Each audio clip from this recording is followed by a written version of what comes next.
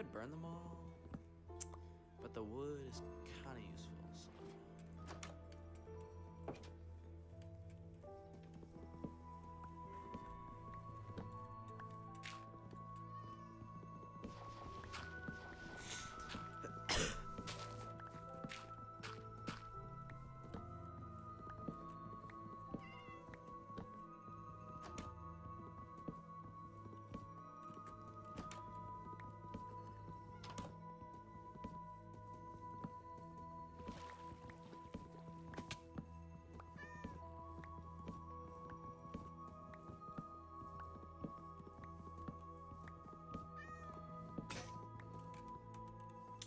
Well, shoot.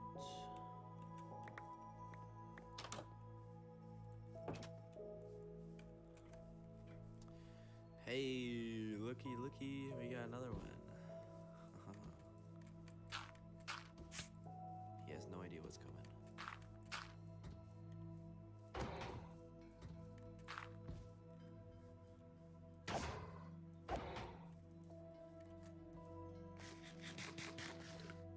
What? There's what? Dude, are you saying this? There's 2 iron golems. How is that even possible?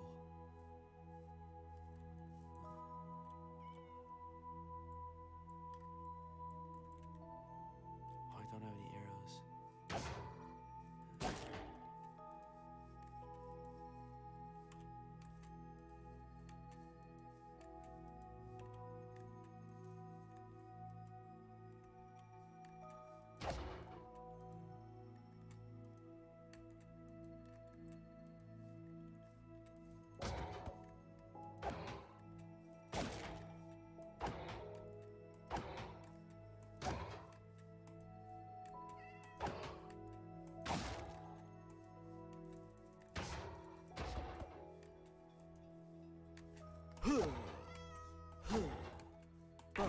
There we go.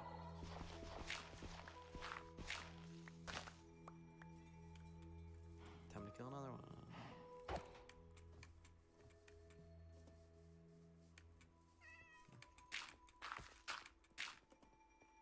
Oh. That's weird.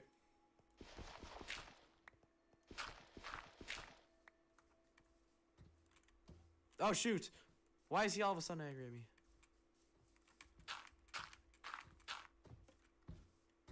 That was scary.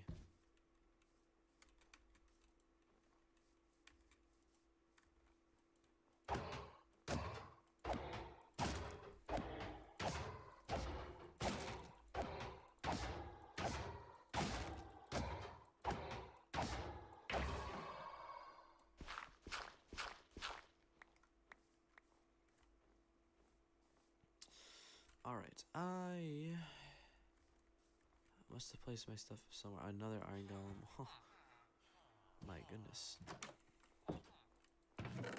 Yeah, 2 diamonds. Oh, if only I got 1 more.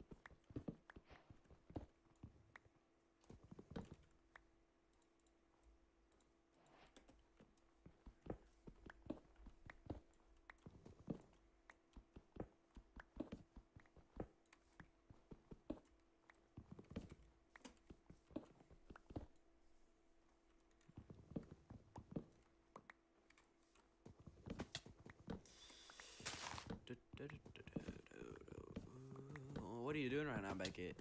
In Minecraft.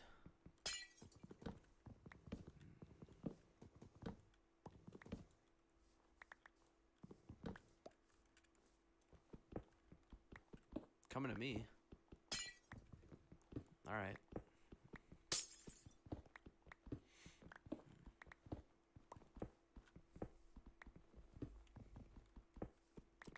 Yeah.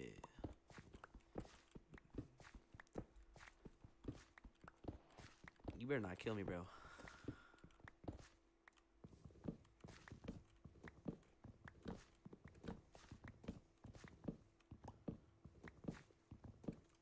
And that's one house destroyed. Let's go.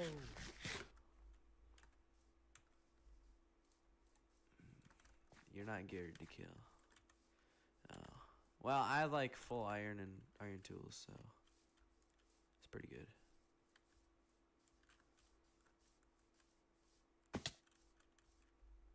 Oh, there's iron right there. Might as well grab that, you know?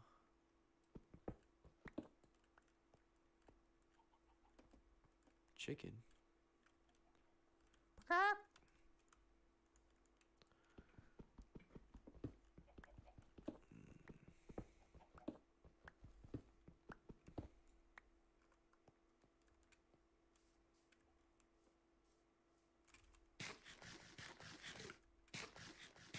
How'd I get a saddle? I don't even know. What are my x-axis coords? Like the first coordinate, my x chord is 1,292.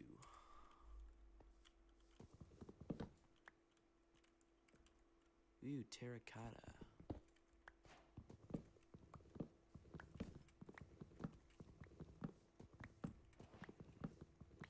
If only I had TNT. Luckily, since we're in Java, I can make a creeper farm.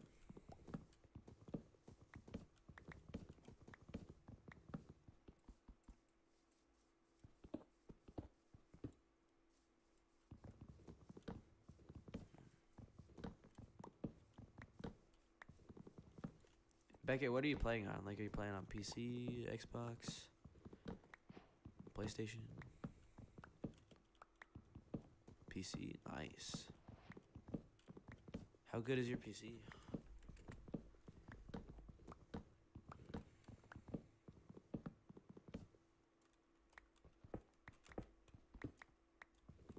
Kinda good. Did you build it or did you buy it?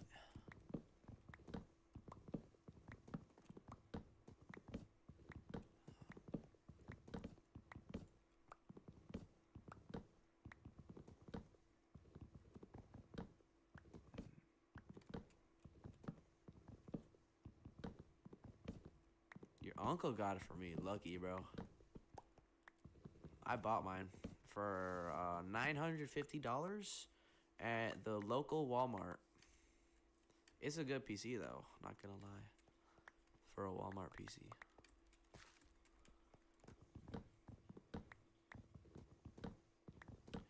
However, I do need a new hard drive because I can't even update like Fortnite because I don't have enough space. My z-axis chords. The last one's negative 2,700.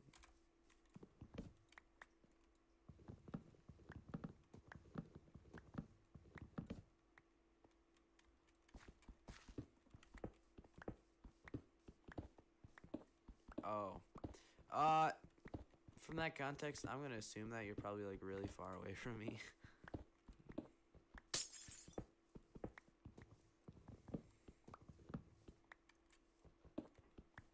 Yeah.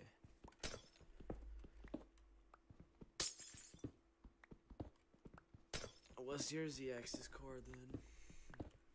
Can't be that far. Sleep? Yeah, I got you.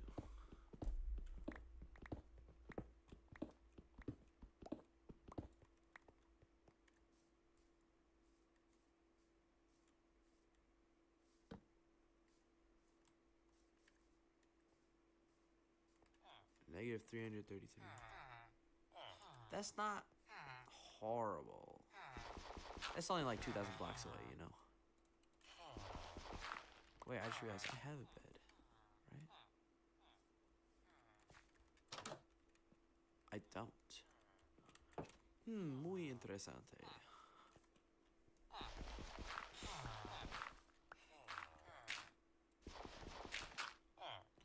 Alright, I'm just gonna CP time. Yep. I'm just stealing a bed real quick.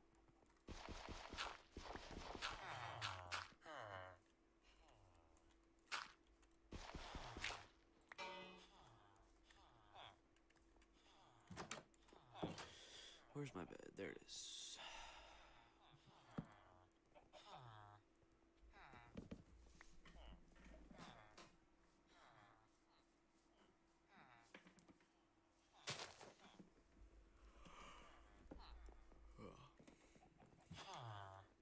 How did you, what? How are you out?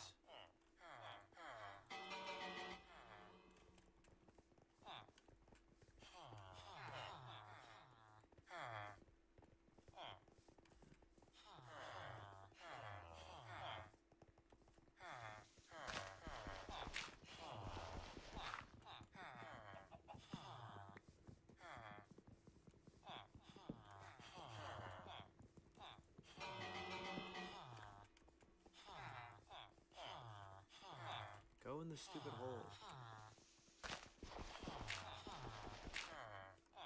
No, why are you going to my bed? That is not an option.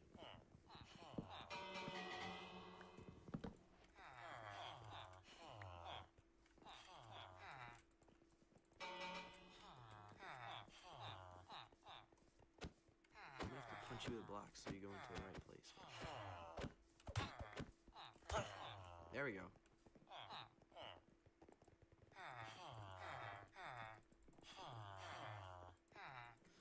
Alright, villagers, move your fat heads. There we go. Oh, what's up, Iron Golem? Nothing to see here.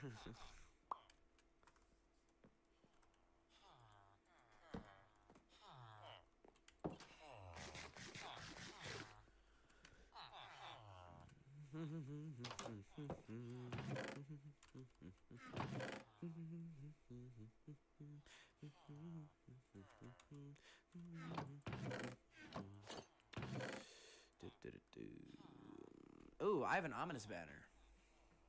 Where'd I get that from? I don't even know. Dude, you know, it'd be cool if what they added to the game, if they added like different type wood chests. You know, like if you had a cherry wood chest, that'd be cool.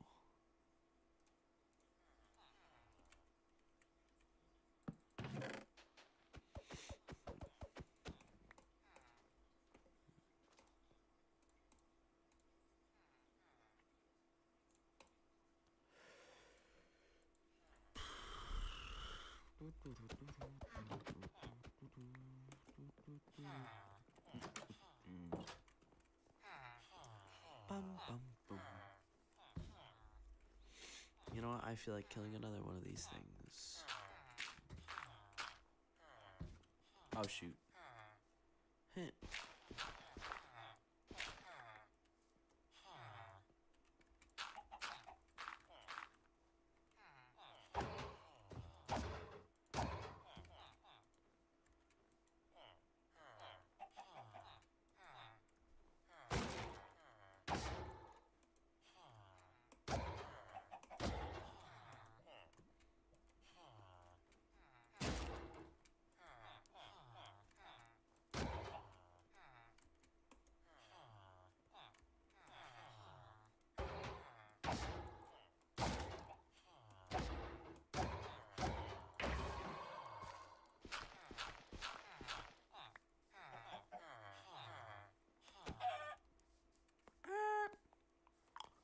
Chicken.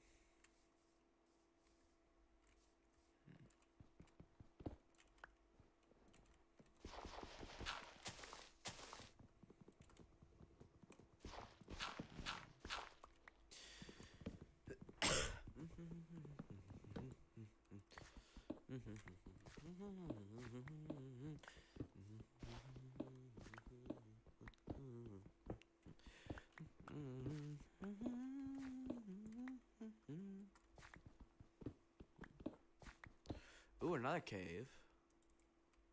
Interesting. You know, come to think of it, the only person I've seen in this server is Phoenix. And that was like at the very beginning. And then she died and like ran off somewhere else.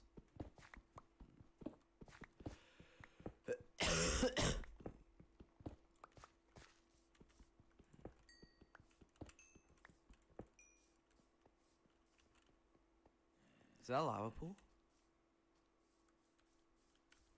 I might have just found a lava pool, dude. That's crazy. I found so many lava pools in the server, it's not even funny, bro. Oh, shoot, no. Oh, I forgot. I have iron armor and a shield. Take this, stupid.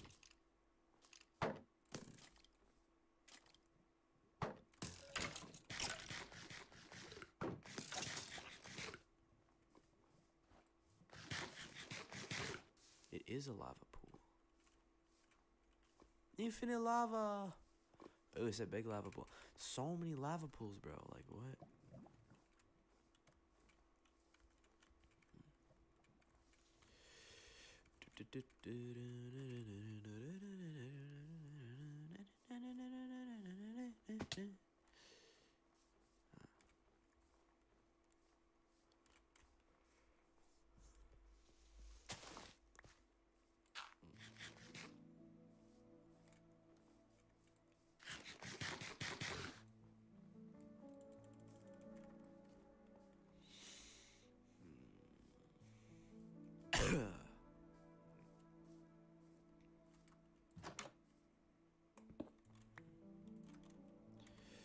Oh yeah, the brewing stand. Bro. Oh, this one is gonna be super annoying to mine down.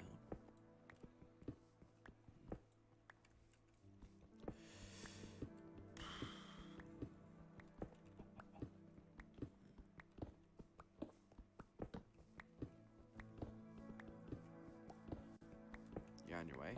Nice.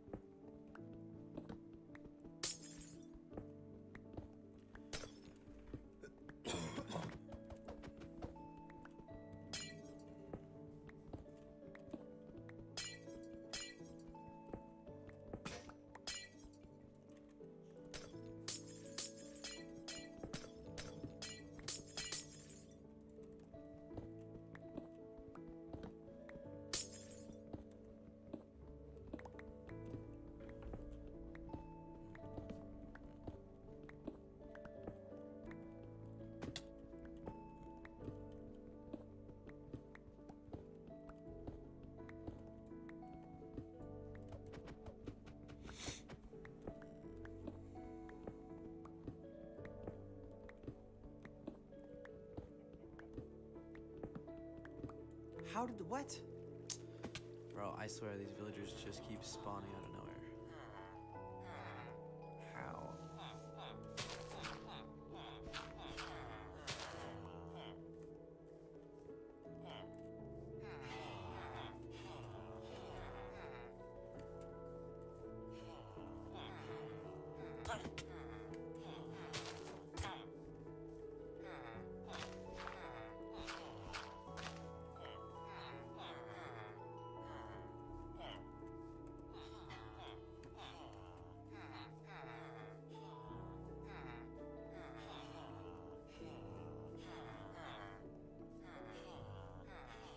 dude, come this way. Like, literally. Oh my gosh.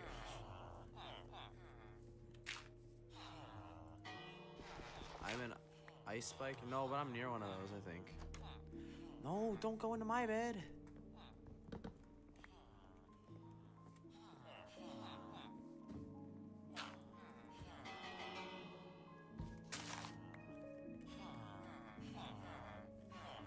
Wait, I forgot. If I punch a villager, an iron golem like tries to kill me, doesn't he? Push.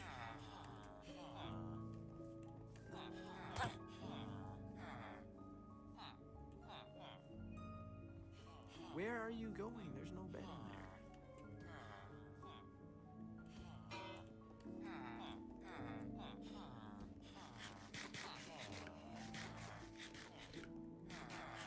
Where is this villager going?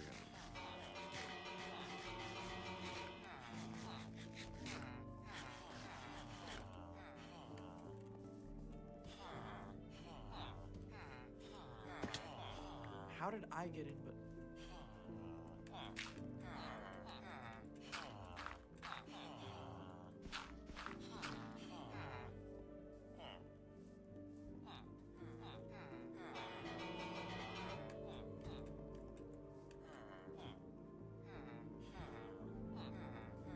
what are my chords again? They are. Hold on, let me just get the villager safe.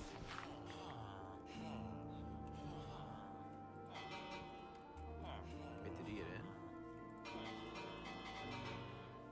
Might have got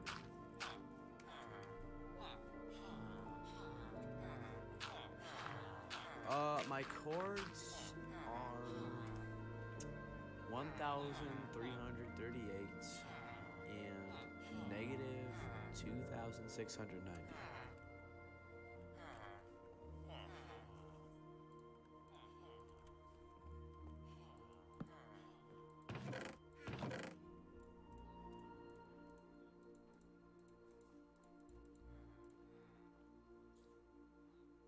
Yeah, I got you.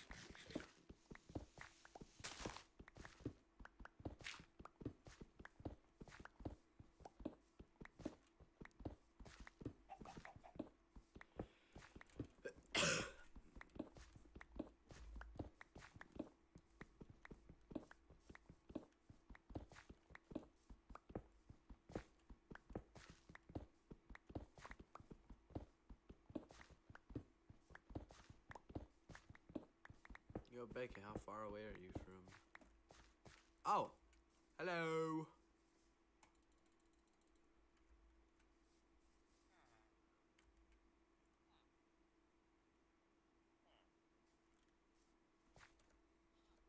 You made it, yeah.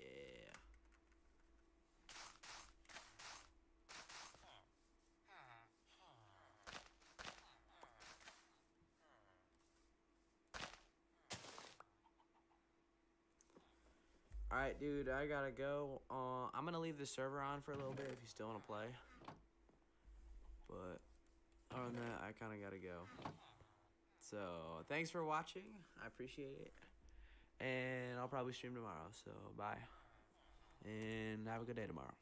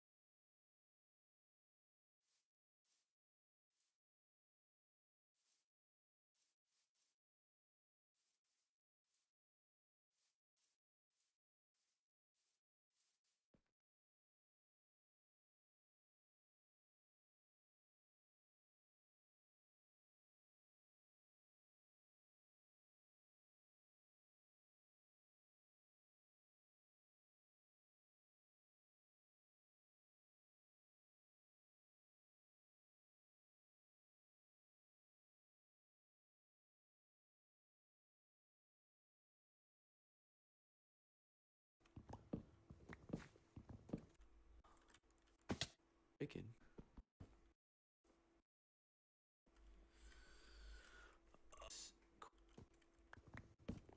Creeper. Piece. For I don't have enough score.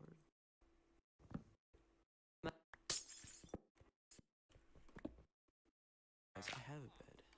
Actually, that's not.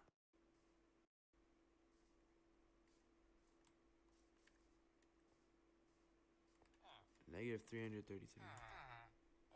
That's not horrible. That's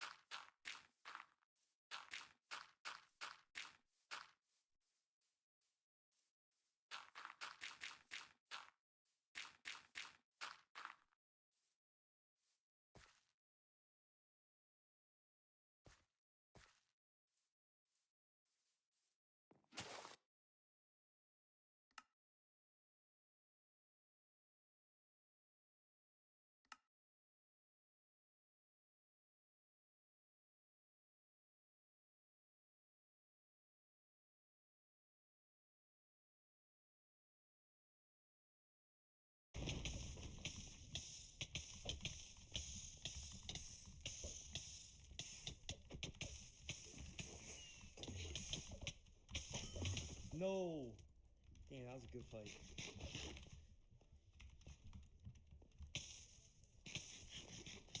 Alright, I'm 0-1.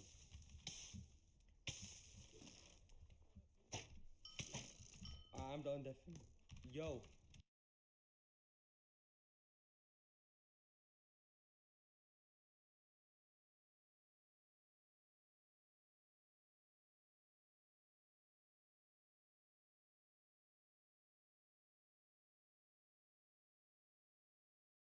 So this guy, he's rich. In fact, he's one of the richest men in this small town in Texas. But one day, he unfortunately dies. And his wife, she goes to the funeral, and her name's Marjorie. And there, at the funeral, Marjorie meets the assistant director of the funeral. This guy, Bernie. And Bernie is known to be the nicest guy in this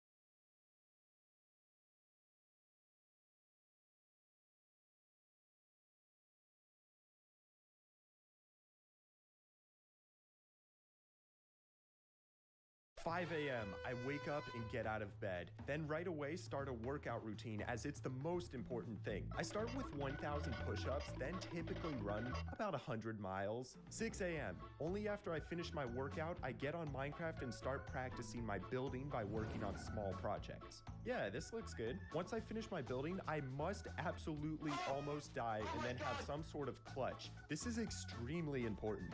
12 p.m. I then spend the next couple of hours practicing my sows in the mirror. Now we get building. I make sure to have a custom totem as it's the only way to survive. I typically practice my pro editing for 30 hours a day, then finish a video, but wait 3 months before uploading to keep a good schedule. Finally, it's 9 p.m. I take a cold shower, then meditate before going to bed. 5 a.m. I wake up and get out of bed, then right away start a workout routine.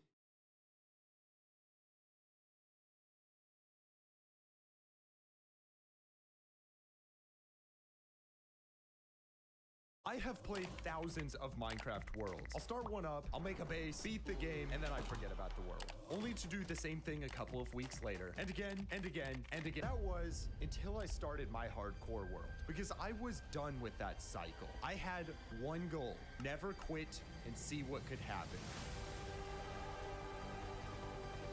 And now 4 years later, I've survived over 15,000 Minecraft days, surpassing what I ever could have imagined. Throughout that journey, I've built some massive mega bases, farms, and even went skydiving. Yeah, that one's gonna require some explaining. But the point is, none of this ever could have happened without first deciding to break out of the cycle. So I've put the last 5,000 days worth of projects into one movie, showing some of my best and worst moments so that hopefully I can inspire you to do the same. This is my world.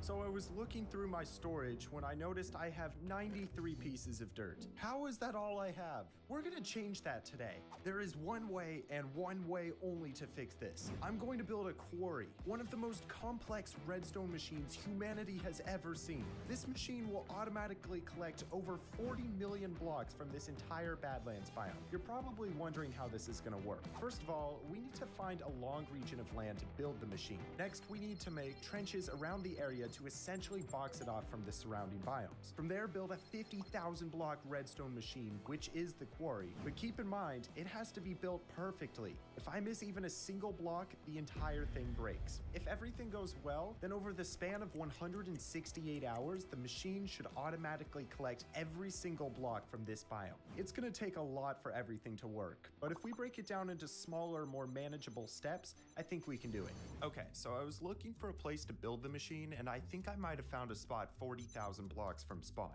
Although before we go and check the spot, let's gather some things. First of all, a bunch of redstone items for a flying machine.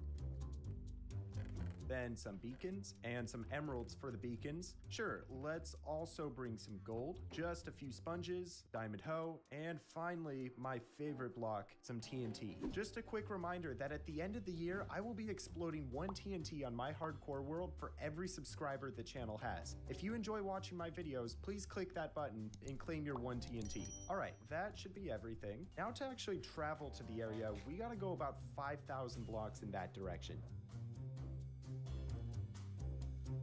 And then let's make a portal here.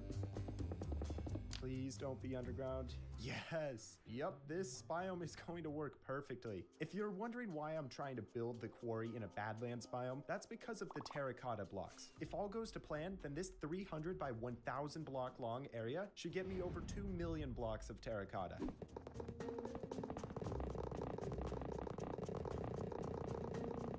Cool, so this area we just marked is 300 long, and now we gotta start with making the main trench for the machine. This entire region of land needs to go all the way to bedrock, and I think the best way to do this is gonna be to build a TNT bombing machine. Let me just follow the tutorial for this and build it up. That's one side done.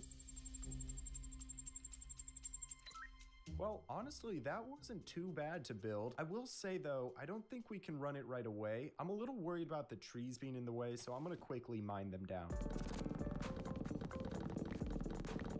Perfect. I believe we should be ready to run the machine. So, in 3, 2, 1, here we go. I I somehow built the machine rock. But after tearing it down and spending an hour rebuilding it, now we can retry it.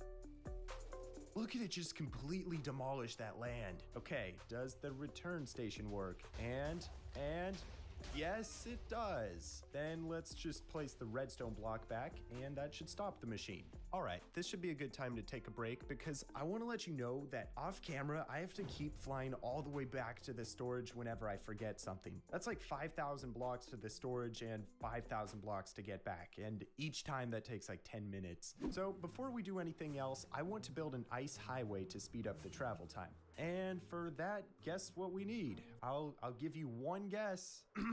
Ice. So past the raid farm, we have this massive frozen ocean, and we're gonna need like 3 shulkers of blue ice. I am going to be here for a while. Ah! Oh, okay, that's embarrassing. Although that should now be enough ice. I guess the next item we need for the highway is some black concrete. And I'm pretty sure that in the end, yes, there is this massive chest monster I've never removed. And cool, we got a decent amount of black concrete powder here. Let's quickly convert it. Next, we're gonna need some black stained glass panes. Try saying that 5 times fast. And finally, some black carpets, which we can easily get from the wool farm. Dude, this thing is just too overpowered, and I love it. That should be everything we're gonna need. And now I can just come in here and begin placing the ice. Wait a moment, what if I had speed potions while placing the blocks? Let me quickly run back to the storage and grab some. Yeah, this certainly seems pretty quick. I believe that's as far as we need to go on one side. Now I have to go this direction for another 3,200 blocks. So that's all the ice placed in. Now we're gonna use the black concrete to create walls for this highway so I don't fall while boating. Although, hold up. Okay, what if I line the boat up perfectly? Okay, then get in and go backwards. Oh my gosh, wow, that is incredibly satisfying. And it has been only 10 minutes and I'm done already. If you thought that was satisfying, guess what? Now I need to mob-proof those blocks with carpets. Except this time, instead of going backwards in the boat, I can go forwards, which is so much quicker. The sound engine is completely broken. And now it's time for the glass panes on the sides. Finally, we gotta place 6,000 rails on the ice to prevent the mobs from spawning. And there we are. The ice road should be totally finished. I know this probably seems a little overkill, but honestly, I want this quarry project to be of the most pristine quality, and transportation to get there is the first step. Well, now I think we should get back to work on the trench. That's gonna mean all of this water needs to be removed by hand, which is why I have all of this gravel, because we're gonna begin by making 5 wide trenches here.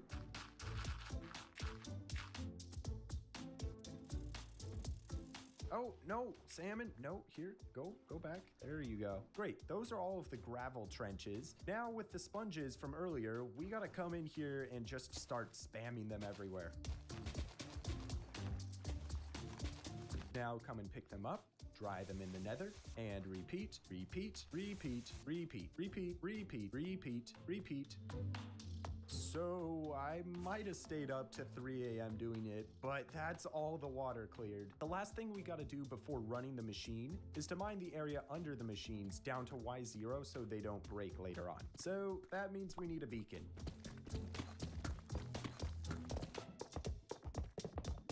Alrighty, I got the haste effect, and now it's just time to mine the blocks. That's one side done. I just got to set up a beacon on the other side. What? Whoa! Oh, no, no, no, no. What are the odds of randomly mining into an ancient city? How the heck are phantoms attacking me down here?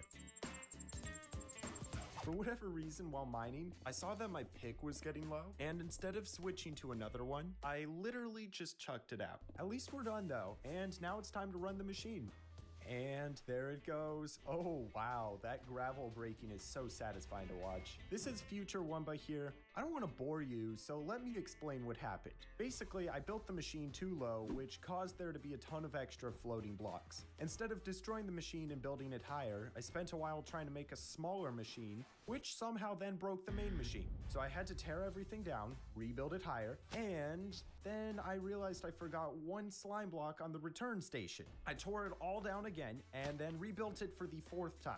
Finally, it worked, and you better bet I was excited. After that, the machine ran for a few hours until I forgot to remove the blocks on the edge. So the slime picked them up and broke the machine. At this point, I was so frustrated that after rebuilding it for a 5th time, I completely forgot to remove the same blocks the slime stuck to. And not even kidding, the machine broke again. Let's just say that this wasn't my proudest hour. But fortunately, after double and triple checking everything, it broke again. Nah, I'm just kidding. It worked perfectly. As it lowered down, I made sure to collect all the diamond ores that got exposed. And by the time the trench had finished, I collected about 200 ores. The crazy thing is when we mine all 40 million blocks, I'm supposed to get about 30,000 diamonds, which will technically beat the world record for the most diamonds ever collected in a hardcore world. My goodness, that's the entire ravine finished. You better bet it feels good to remove this machine. So we've now completed one of the 4 trenches we need to make. The next one actually needs to go under the entire chunk of land. That way the quarry can move underneath without breaking. And for this, we're gonna use a different type of machine called a tunnel bore. For this machine, we need about 3,000 items. The first of which is some slime, then observers, pistons, sticky pistons, and dead tube coral fans. I have no dead tube coral fans.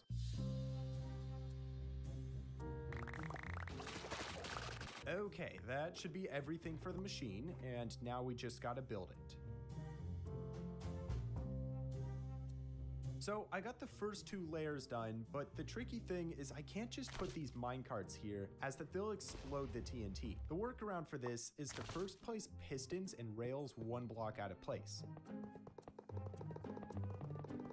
Then we can put the minecart onto each one of the rails. Finally, we gotta come in here and power each of the pistons so they push the minecart and prime the TNT. And boom, that should be the tunnel bore finished. Here we go, in 3, 2, 1. Once more? Yes, yes, yes, it works. Oh my, 19 diamonds already just from exploding 4 layers. And if I have to run this bore over 1,000 blocks, then we're gonna get a ton of diamonds. That reminds me, all of the water, lava, and gravel that falls in the way of this machine just needs to be removed. Although the nice thing is because this machine was built at the perfect height, I should be able to avoid these massive lava pools and stuff. Here we go then. Oh gosh, that shrieker is giving me anxiety.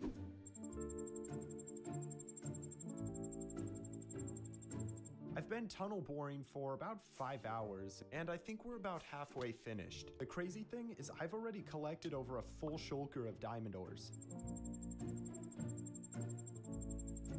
1, 2, 3, 24. I cannot believe how many diamonds I just got from that. On another note, it seems like we have run into another ancient city. Okay, fine, just for laughs and giggles, let's go loot it. All right, I'll take it. 2 apples. Anyways, I only need to go another 100 blocks with the boar, but now I gotta be super careful not to have any wardens spawn. Oh no! Well, I think that's my cue to stop right here. I'm gonna just tally up all the diamonds. All right, about 4,000 ores and an extra 49 blocks. That is not bad at all for 2 days of work.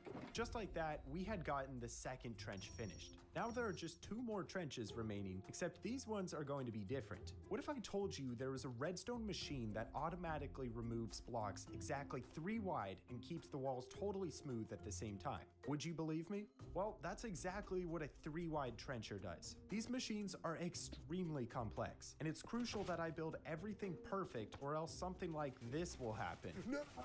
No! No!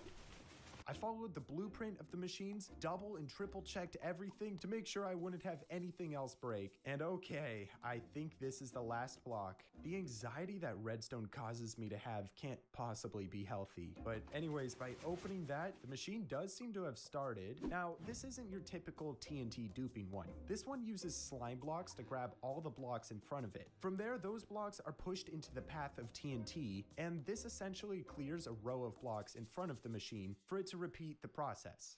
After several hundred cycles, the machine would have then built a trench with perfectly smooth walls. And here's the cherry on top. It can go through liquids, meaning literally all I have to do is let it run for a couple of days straight. And that's exactly what I did. I let the machine work for 60 hours.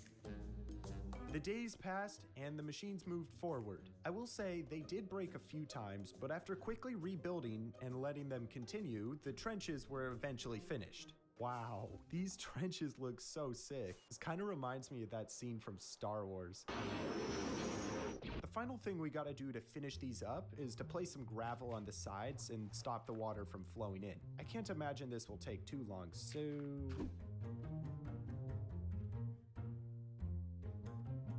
What would happen if I tried to ride a boat down there? Okay, this is probably a very bad idea, but here we go. Well, this is sort of underwhelming. After 3 hours of placing gravel into the patches in the walls, I had successfully blocked off all the water and completed the final 2 trenches, meaning it was now time to build the quarry. I am looking at this list of items and just geez is all I have to say. 49,429 blocks. Well, maybe it won't be too bad because first of all, we can just bring some stone from the storage to the super smelter and then quickly cook it up. I got all 17,000 smooth stone blocks we needed, which only took me like 15 minutes. Next, we gotta get 9,000 slime blocks. Oh boy, wouldn't it be awesome if I just had like 1,000,000 slime balls sitting in a storage somewhere? Oh wait, what's this? 1,000,000 slime balls sitting in a storage somewhere. Now for some concrete, TNT, walls, corals, note blocks, and... Looks like the quarry requires 555 soul sand. Now I could just mine it, but if we instead get some gold, and then that is loud, give me that soul sand.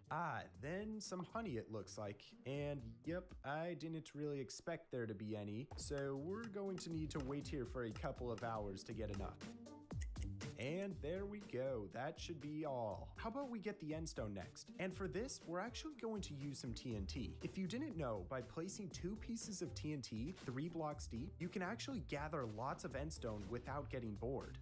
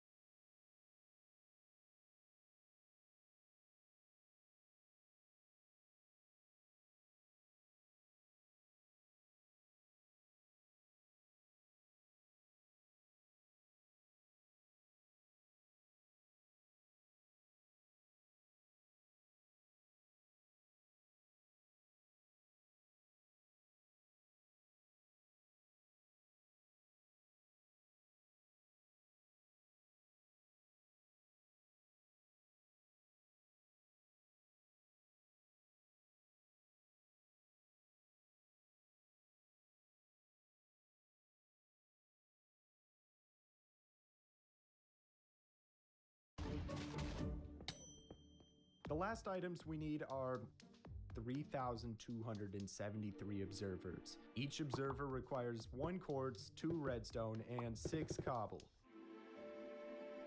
Cool, these should be good. Now we gotta craft 4 shulkers of pistons. How about we just load all of these shulkers up with cobble? That should be good. Then 12 shulkers of wooden planks, 4 shulkers of iron, and 4 of redstone. And now we gotta craft all of the pistons up. There we are. These pistons check off all 49,000 items needed for the quarry. Oh man, it It's time to build the quarry. It's sort of a tradition in the Minecraft tech community to name your quarry after a real-life place. So from here on out, I will refer to the quarry as Texas. First of all, we gotta start with placing the layer of stone slabs on the lowest level. This next layer is extremely complex. I'm not gonna pretend I have any clue how this works. I really want to thank Desu and Javi for designing this quarry, as well as JKM for literally answering all of my questions, sending me tutorials for the redstone machines, and giving his time and energy to help me make this project. I'll be providing links to all of their socials in the description of this video. Please go check them out and show some support. I spent several days building the machine, following the blueprints, and being attacked by phantoms until finally the quarry was completely finished. This is the final block right here. Yes, sir. So I know we've done the trenches and made the machine, but we can't quite run it yet. One thing I need to check in this region is that there aren't any blocks that go over y equals 134. Seems like these blocks are a little high. Beacon time. Great, that can be checked off. The final thing we need to do to prepare this land is to remove every single immovable block from the 40 million block region. That means every piece of obsidian, every spawner, every chest, skulk sensor, catalyst, and shrieker needs to be removed. And now you gotta realize that finding every one of these blocks and removing them would be simply impossible with 100% certainty if I didn't have some sort of external help. JKM once again offered a solution. He coded a script that can find every one of these blocks and tell me the coordinates to them. After giving the program a seed, he sent me a file which contained all of the chords. Thank you again, JKM. What the heck is happening? Okay, so look at that. That Skulk Shrieker has a waypoint, which allows me to quickly find it and then break it. So I'll have to go to every one of these waypoints and mine all of the blocks. Time for all of this obby. Next to all of the spawners. And there we go, every immovable block removed from the land. Oh wait, what about these reinforced deep slate blocks? Well, we could just mine these, but that took 3 minutes and there are like 80 of these. I think I have a better idea, but it's gonna require some redstone. Lever, and then we need to set up a redstone grate around it. Now let's go on top and set up a row of pistons. And then we need to place some redstone blocks above the pistons and extend all of them. Finally, remove all of the redstone blocks. Now by going down, I can quickly just...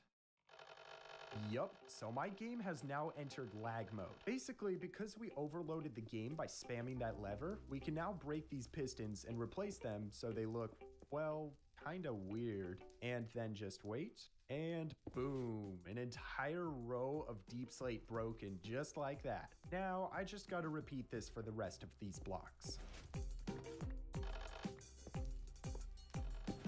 There we go. For real, now all of the immovable blocks are removed. Okay, that's it. We're done with prepping the land. There's just one last thing we need to do before running the quarry, and that's to make the storage for it. Now, this is easier said than done because there are going to be over 40 million items coming into the storage, and I want them to all be sorted and loaded into shulker boxes. I'm going to spend the rest of the night trying to design something on a creative world, and then we'll get back to you when I'm done.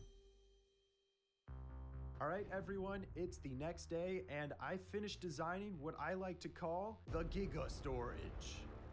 So to build this on the hardcore world, we first need to collect about 7,000 chests, then about 3 shulkers full of hoppers, plus some more redstone goodies, and then 4 stacks of every item that's going to be sorted. From the research I did, my quarry, Texas, is going to collect about 25 different types of items. So we're going to be collecting for a while.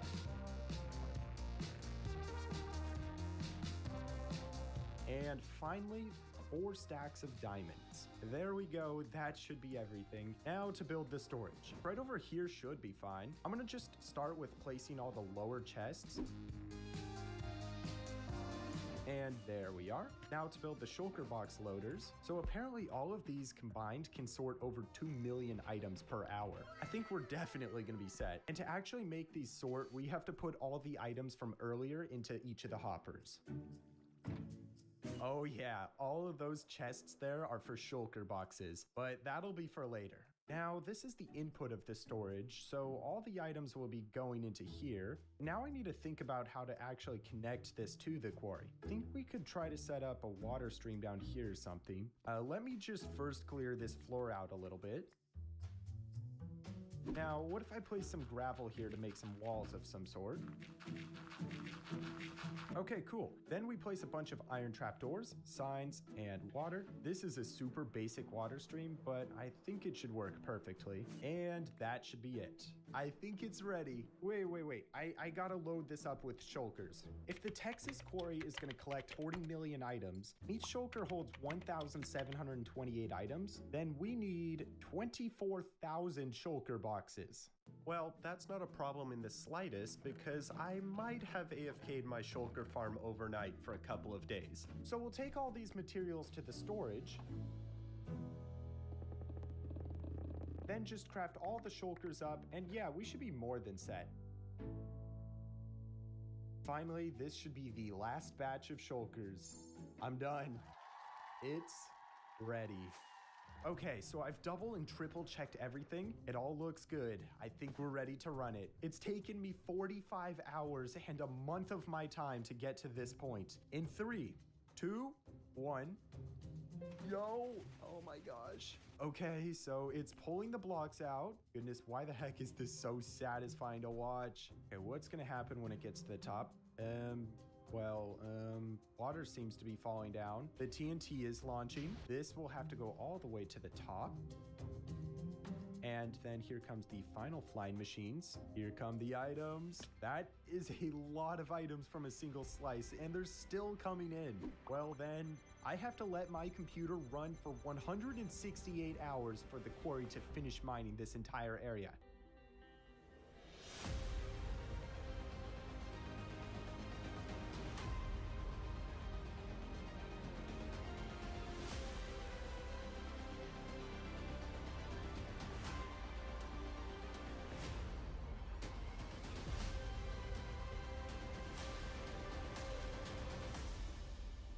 Wow, it's been a week for me, but only a couple of seconds for you. But oh boy, look at this area. A 300 by 1,000 block region of land completely mined out. I actually want to check how many items we got. First of all, cobblestone. Well, it appears I have approximately 14 million cobblestone, 12 million deep slate, millions of andesite, granite, and diorite, terracotta, diamonds, and oh yes, dirt. Oh yes. I have a massive problem. You see, I've spent the last year upgrading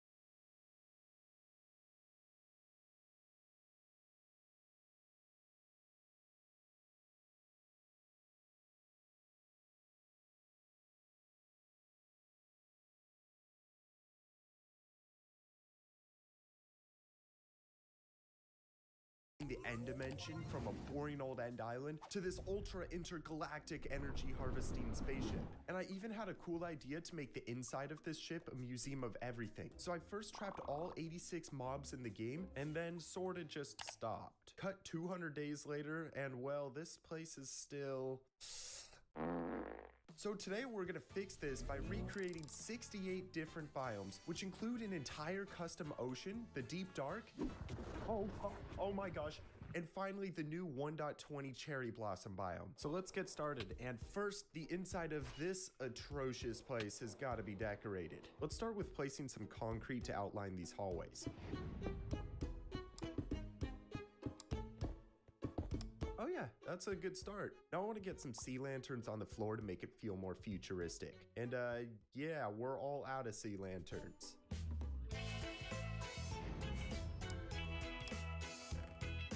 Now let's use these on the floor. Then I want to put some glass on top.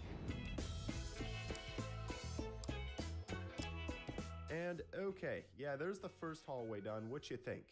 I don't know why I asked that. It's not like I'm gonna get an answer. So then if we just copy this to the other 4 sides. Done. What you think? And okay, yeah, there's the first hallway done. What you think? I don't know why I asked that. It's not like I'm gonna get an answer. So then if we just copy this to the other 4 sides. I also went ahead and made this little water column here so we can just drop down and exit the ship or ride it upwards to get back in. And yeah, I mean, I'm pretty happy with it. What I'm not happy with though is this area. Let's go ahead and change that. Obviously I got the plan for all 68 biomes, but I have no clue where to build them. So first things first, we need to mark out the location for all of them. Oh gosh, this is gonna be tricky. 5, 3, 4, this goes 3, 3, 3, and that's it. And that wasn't too bad. If that were true. What's next? 4, 5, 3, wait, no, dang it, I lost count. Is this the third one? Oh, no, wait, that's the second. Oh no, that means they're all wrong. Well, what counts is that I got it done eventually, right? Right? So now that we got the concrete outlines there, I want to come in and start placing where all the biomes are going to go. Super fast sign placing montage. Except these custom biomes you're not going to get to see until later. So that's everything planned, and now I guess we got to start. Over here it looks like it's the desert. Okay, perfect. So to a desert we go. Let's get started. Got to gather all the desert blocks. Hi, skeleton. Hi, skeleton. Oh my gosh. Why are there so many skeletons down here? Then I also want to get the blocks from this temple because they'll be useful later. Okay, don't hit the... Dang it. That was a big explosion. But what's funny is at the end of the year, I'm going to explode 1 TNT for every subscriber the channel has. So please subscribe. Cool, that should be everything we need. Now let's start building. I'd like all of this stone to be covered by the desert, so when you walk down here, you only see sand. Let's start placing it down. Then let's terraform the ground a little to make it feel less tubular. Also, what if we add a desert well? Well, yeah, that looks good. Sometimes desert biomes have floating sand. Gotta place some string and then sand. Perfect. And there we go. That is the first biome done. Now we have the void. Yes, I know. I am in the end dimension building the void. How pointless. But once we get this concrete in, it's gonna work. Because I want to get some of my nether stars and item frames, and then we're kind of gonna just dot these throughout the concrete. When I put my invisible item frames texture pack on, we got some stars. Oh yeah, that's a real flex. The third one we gotta do is the mushroom fields. First we need some mycelium, then we need mushroom blocks and dirt. The mushroom fields are pretty plain. They usually just have a floor of like all mycelium, but hopefully when we add the walls, actually I don't like that. What if we instead make this place like a massive mushroom and like maybe for the walls we do mushroom blocks instead? Shoot, that actually looks really good. Wait. What about adding some brown mushrooms on the walls? Okay, yeah, that's nice. That's nice. Then maybe on the ground we could do like 2 tall, like maybe 3 by 3 of these. I wanted to add some smaller like red mushrooms. Then how about for the roof we do some more of those red mushrooms? Finally, we can put some red glazed terracotta in the ceiling to give a little detail. These first 3 biomes are nothing compared to what I want to do next. I want to make every ocean biome in the game, and from the research I did, there are 10. Now, I will say I actually streamed one of these biomes to get a good feel for it, and let's just say... I'm gonna scrap the design of having each ocean separated, and instead we're gonna have them all connected into one massive water tunnel. But to build this water tunnel the best way possible, we're gonna need to go on a little day trip. The place we're going is about 2.5 hours away, so it's gonna be a little bit of a drive. We are here. Are you ready for the grand reveal? The San Antonio Aquarium. Oh, there it is. So this is what we're going to be making in the Minecraft world. Looking at this, we obviously got the glass. Then there's like the outside water and fish. But then we have more subtle things like this coral as well as this cool underwater structure. Now, why did I have to come all the way out here for one shot? So let's just start with placing the glass in for the tunnel. And then finally, we're gonna block off this whole wall with glass.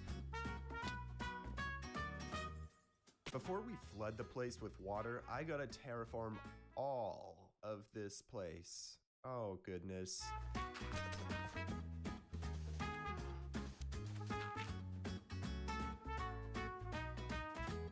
Ah, that's right. I can't just use gravel or sand for the walls because it's just gonna fall. But I think sandstone and andesite could work fine as replacements. I'm at the quarry from the last episode. Do you think we have enough andesite? Do you think we have enough andesite?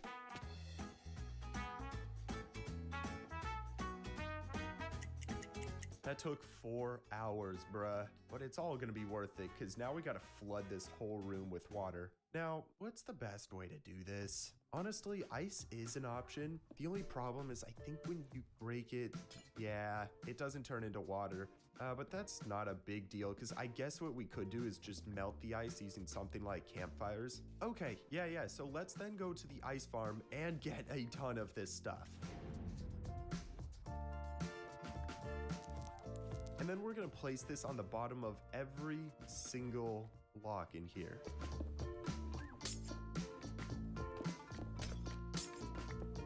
I think the barrel dude, the fisher, that's right. He sells campfires, so we're gonna buy a bunch of these.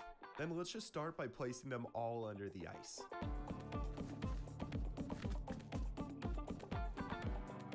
At this point, it's actually starting to get hard to breathe down here, so let's get a conduit to fix that. Ah, that's better. And there, this whole room has been flooded. It's kind of crazy that I'm still in the end dimension. Now that we got all the water, let's make these actually feel like separate biomes. And first we got the cold ocean biome. I'm gonna have to place some kelp and seagrass, maybe also a drowned monument of sorts. Next, we have the frozen ocean. Gotta get some ice. Yes, I love when the storage just has every item I need without me having to craft anything. Then let's place this ice that's like an ice spike thingy. Yeah, it works. And on the floor, we're actually not gonna be doing any seagrass or kelp because the frozen oceans don't seem to have any. Next, we're gonna be doing the lukewarm ocean. Deep ocean.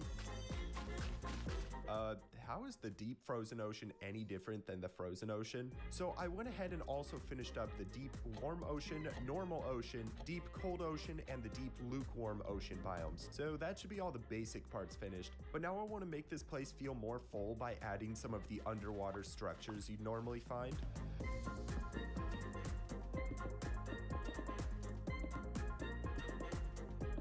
And in these chests, we'll put a buried treasure, some diamonds, and a single enchanted golden apple. Great, and one last thing we need are fish. So we got 2 empty shulkers here. I'd say let's just fill all these buckets up with different tropical fish. And voila, you fishes are about to go on a journey to the nether and the end. Here you all go. Dang, these look really good. I can't wait to see the end result once every biome in this entire ring is done. So next we're gonna do all of the end biomes, and that's going to require a lot of black concrete. Hopefully this is enough. Anyways, because these biomes are pretty simple, let's just place this concrete and make a full ring.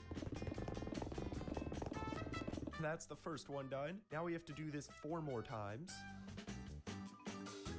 All right, that's good. So now that we have the void placed in, I want to start with the end biome. In the end biome. That's worse than when I built the void. We're gonna need a lot of endstone. That's not going to be anywhere near enough. Which means I'm gonna have to set up a beacon out here and then just mine a bunch of endstone.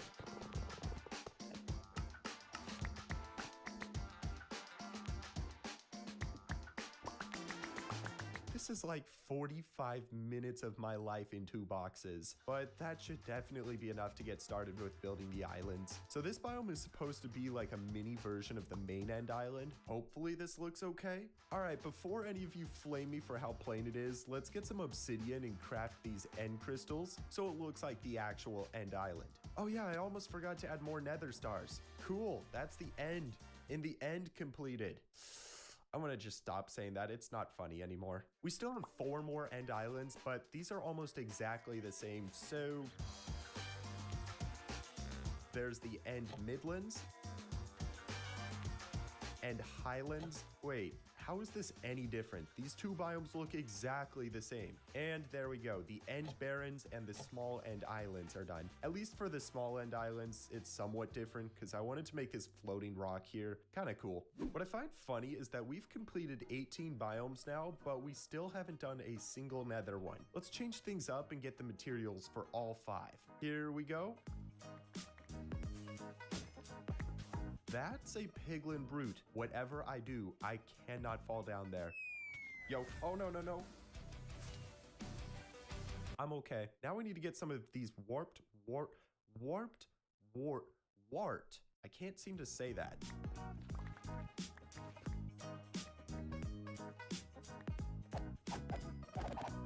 I also want to get some ores for the walls. What about some ancient debris? Nah, that'd take too long. There's no shot. I'm not gonna. Yeah, I got 31 pieces of ancient debris. TNT, here's fine. Ouch, ouch, ouch. Whoa. Anyways, I think that should be everything we need. Now we can start on the Nether Wastes biome with a simple outline.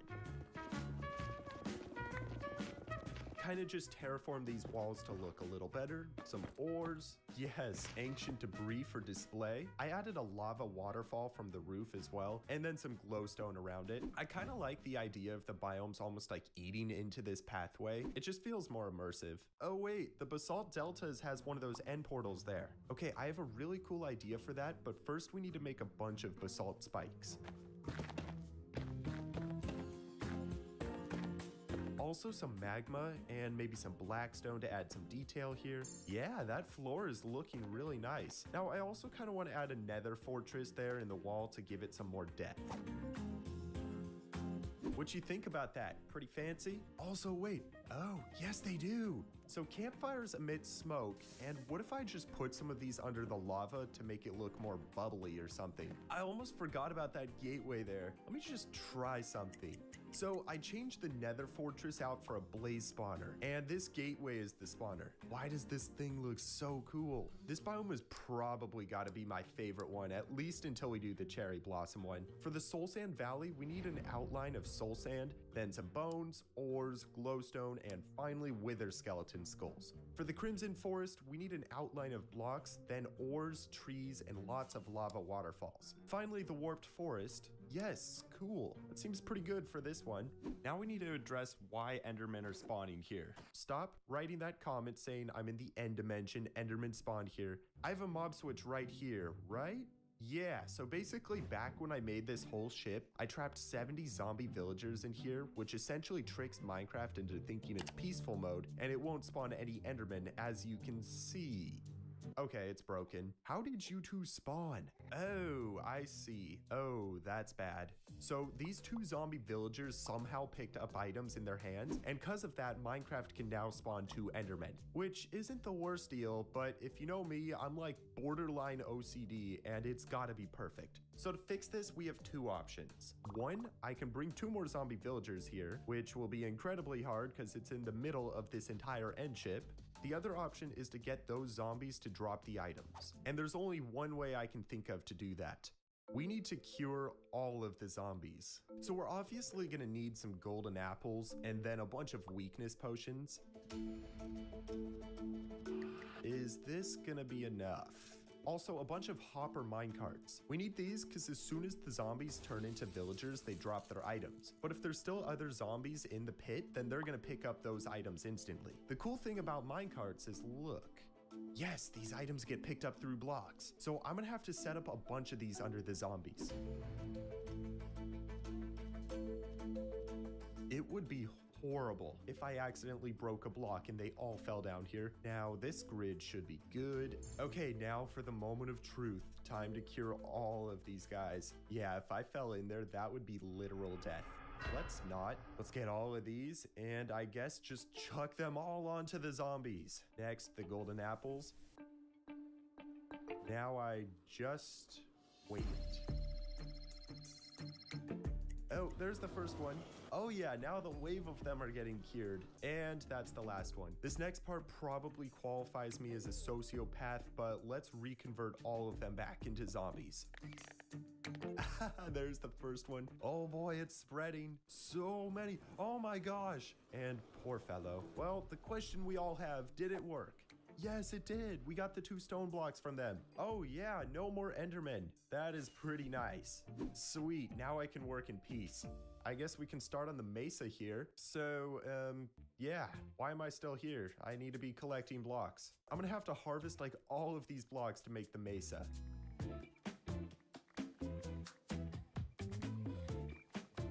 It would not be a Wumba video without phantoms. Now let's just start with the floor. Then I kind of want to come in here and make the layered terracotta colors that you'd see in a mesa. Oh, what if we had a little mine shaft here? Then maybe bring some planks out. Then let's bring these fences upwards. And this sort of just needs to mold around the mine shaft. Let's also make this mine shaft feel more realistic. We need TNT. I just had a really bad idea. What if we trapped a charged creeper in there? Okay, but first we need an ender pearl. There it goes, pause. Okay, lower that. And then let's get back to the ship. All right, and now that we're out of the end, I can just raise that. We had to do that because when the charged creeper goes through the end portal and I also do, it's gonna explode. But when we go through now, the ender pearl should teleport me away from the creeper. Please, rain, thunder. If it always comes back, what happens if I throw it and fly away?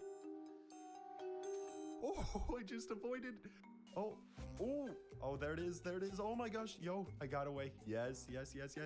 Oh, okay. I can't remember the last time I had this much fun in Minecraft. Oh yeah, it's raining. And thunder, finally. I had to wait like an hour for that thunderstorm. Oh yeah, I also name tagged all the creepers Mr. Bean. All right, Mr. Bean, follow me carefully. And great, he's in the end. All right, this seems risky. Please. Yes, the ender pearl worked. Oh, yes, that is a relief. Mr. Creeper, are you there? Yes, you are. Okay, just follow me, bud. Okay, he's in the ship. Come on. Now, if this creeper explodes the TNT, I am so dead. Come on. Yes, block all this off. And yeah, dude, we got a charged creeper. All right, next let's build the eroded badlands. We still got a basic floor, but then this nice sky and also the eroded spikes with the terracottas. Next, we have the wooded badlands biome. I like that this little mountain sort of merges up there. And there we are. That biome makes the count up to 26. And while we're still doing these warm biomes, how about we get the 3 savannas out of the way? First of all, the Savanna Plateau. And the walls, trees, grass, and yeah, it's basic, but it works. The normal savanna and the windswept savanna, the pain I went through making that mountain. It's terrible. No, that doesn't. Why can't this just look good? Well, it's done. That's what matters. And we can move on to the lush cave. So about the lush cave, we're not gonna build it yet. Because one of my Discord friends suggested that I should try to get a blue axolotl to make the video more interesting. And I'd like to put it in the lush cave. From the research I did, apparently the only way to get a blue axolotl is to breed 2 random colors of axolotls, and then there's a 1 in 1,200 chance that the baby is blue. How hard can this be? So let's get some glass and stone, and I guess I just gotta find some axolotls. Oh yes, that wasn't too bad. We're gonna take all this stuff over to the coral reef, and yeah, this place should be perfect because axolotls need tropical fish to breed, and tropical fish spawn here. All right, let me just set up the axolotl enclosure. Here, guys, you can go into the water. Let's go get some fish for them. I have a 5-minute timer on my iPad, and every time that goes off, that alerts me when I need to breed the axolotls. And then when it's ticking, we can collect all the tropical fish.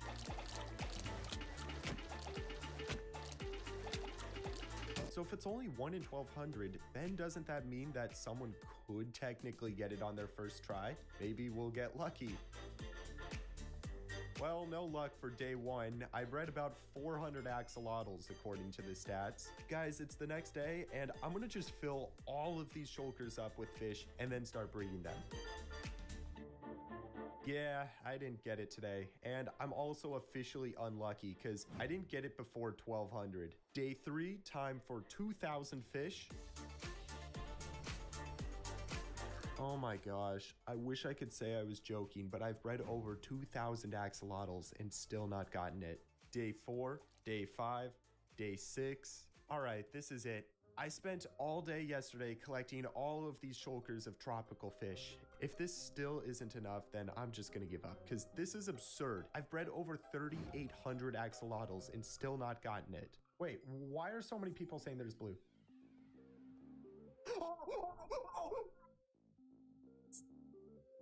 And it only took 4,835 axolotls. For anyone wondering, the odds of my luck being that bad are about 1%. My goodness though, let's breed this axolotl. All right, 50-50 chance. Finally, now we just wait for 5 minutes and breed them again. I'm gonna call this one Rubens, this one Bob, and this one Jake Soli. I'm gonna take all these blue ones back to the other axolotl place. And yeah, actually, now blue ones go in the water. And now let's just get some of these tropical fish and start breeding them up some more. I have about 1,500 axolotls in this pit now. Real question, do you think this is enough or should we try to get more someday? My game is really laggy. I need to get out of here. Wait, what? How did all of these biomes get made? I did not do this. Just kidding. When I was breeding the axolotls, I got bored quite often, so whenever I took a break, I came over here and built a few biomes. We can now check off the birch, dark, flower, taiga, big taiga, bigger taiga, snowy taiga, windswept, and normal forest biomes. Oh wait, I almost forgot the old growth birch forest. Mojang, one question. Why? Why does this biome exist? I also finished the jungle, bamboo jungle, and the sparse jungle, the ice spikes, the mushroom field shore, stony shore, snowy plains, snowy beach, frozen river, and the unfrozen river. That's just a normal river. Then the windswept gravelly hills, the grove, meadow, the swamp, plains, sunflower plains, and finally, all 4 mountain biomes. I almost passed out saying all of that, but I believe that brings the total up to 61 biomes finished. We just have a few of the fun ones left, then the deep dark, which I really don't want to do. And finally, our 3 custom biomes to finish up the entire project. So first up, I want to fill in this area with the mangrove biome, which I do not have any of the blocks for. Let's get some of these shulkers and go to the mangrove to get some items. All right, yeah, that should be good. Now I want to start by placing this mud in to surround the entire room. Now we gotta remove this pathway temporarily so we can grow a tree. Let's grow 2.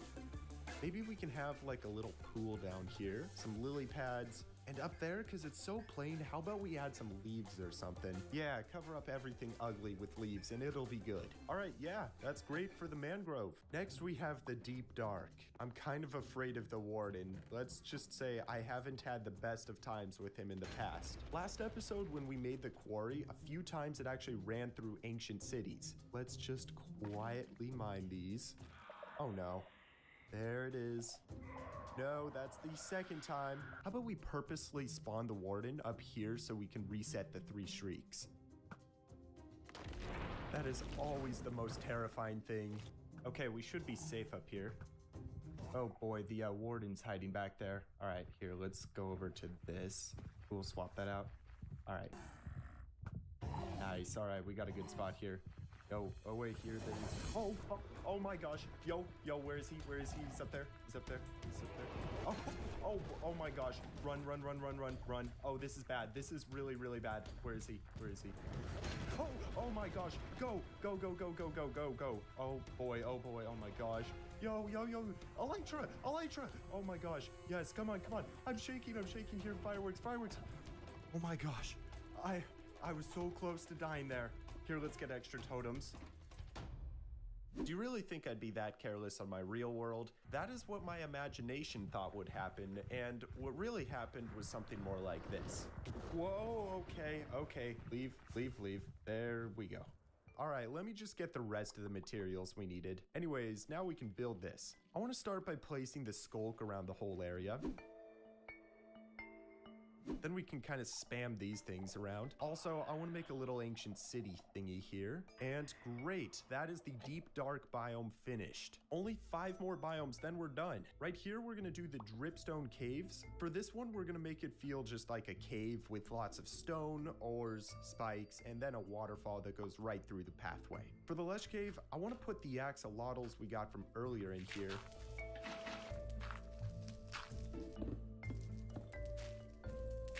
Yeah, that's nice. Right over here, we can put our 2 blue axolotls. Ooh, I got an idea. This one, Jake Sully, can go in the Avatar Islands. You get that reference, right? Anyways, I think that should be good for the lush cave. And that also means we've completed every single biome Minecraft has. But we still have 3 more spots to fill in. And these are going to be for the custom biomes. The first custom biome we're going to make is the geode. Geodes usually have a lot of smooth basalt, which we seem to have a lot of. Then some calcite, and of course, the amethyst blocks.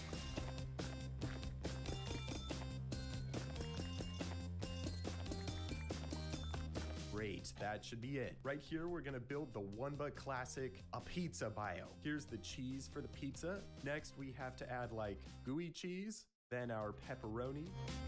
I don't need to tell you what this is. Finally, let's just put the crust on our pizza, which finishes the bio. Ladies and gentlemen, we have one final biome. That is the new 1.20 cherry blossom biome. We're gonna start by using this wood to make almost like an archway. If you've ever seen photos of redwood trees that you can walk through or something, that's kind of what I want here. For the leaves, we're going to use a bunch of pink blocks. The first of which is pink wool, which I don't have any of. So I guess we got to go to the wool farm. All right, sheeps, give me your wool. Why did I dye these sheep white when I need pink wool? Anyways, now let's build the leaves. Those leaves look really good. Maybe also on the ground we add like a little water pool. And then I could put a pink axolotl in here so it matches the biome. Finally, we just need to add some flowers. And here it is, the final block.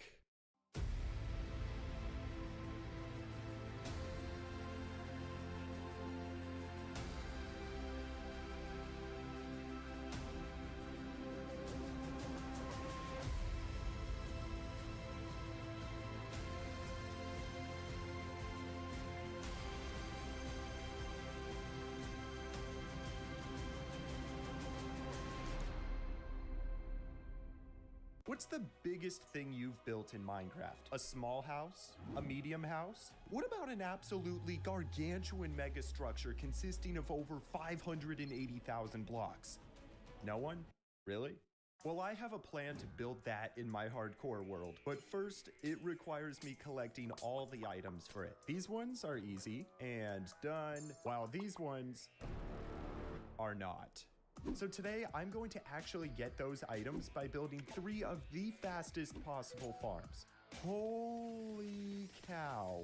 So the first item I want to farm is 32,314 frog lights. Essentially, to get the frog lights, we're going to need a bunch of magma cubes to spawn, and then go through portals where we'll have the frogs eat them and then turn them into frog lights. Which is why we need a Basalt Deltas biome, because it's the only place magma cubes can spawn.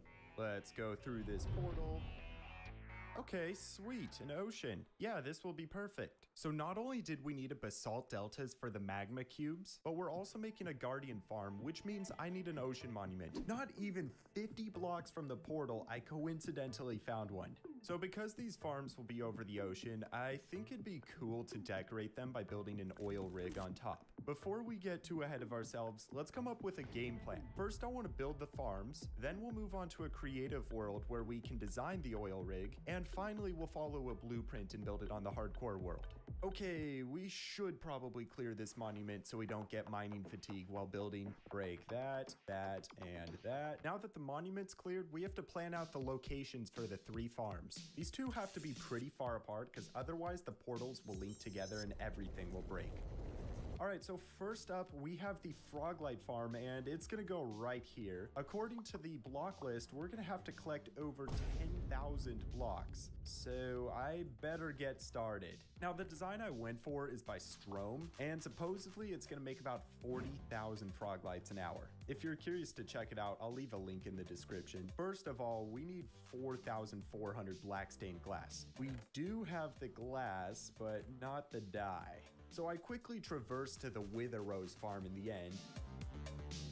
I AFK'd there for a few minutes and in no time had enough Wither Roses to turn all the glass into black stained glass. Now we need some black concrete, which I do seem to have, and then some mud, which I don't. So looks like we need to head over to the mangrove swamp.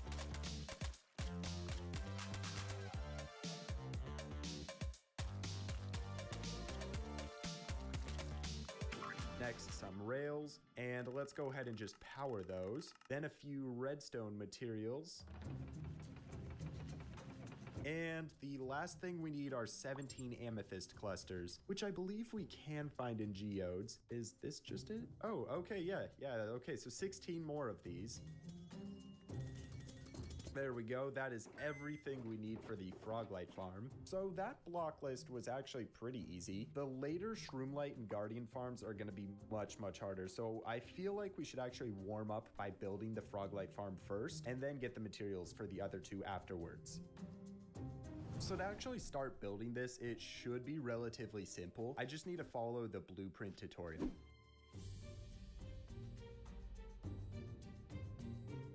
What in the what now? So see how this says that these are incorrect? I think that's because I actually need to put lava buckets into each of them.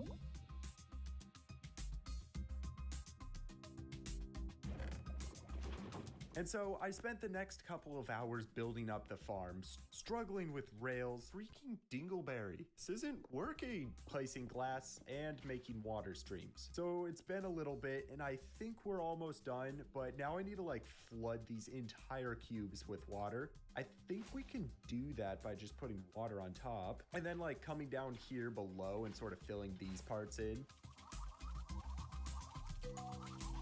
Cool. That was awkward. Anyways, those item filters should now mean the Froglight sorter is working. So lastly, we just got to add some chests. And then I'm going to just fill all these up with shulker boxes. All right, so now that we're done with the overworld part, I think we just got to rip the band-aid off and get all the frogs into the farm. By my calculations, we need 140. So we're gonna need some shulkers and these. Then interesting trivia fact, you know how you can give frogs slime balls to breed? Not many people know this, but if you give them slime blocks instead, they actually just explode. Oh, how many people do you think just paused the video to go and try that? Anyways, we're gonna set up a frog enclosure here and then start breeding them. We got this little place here, and now I'd like to fill all these shulkers up with tadpole buckets.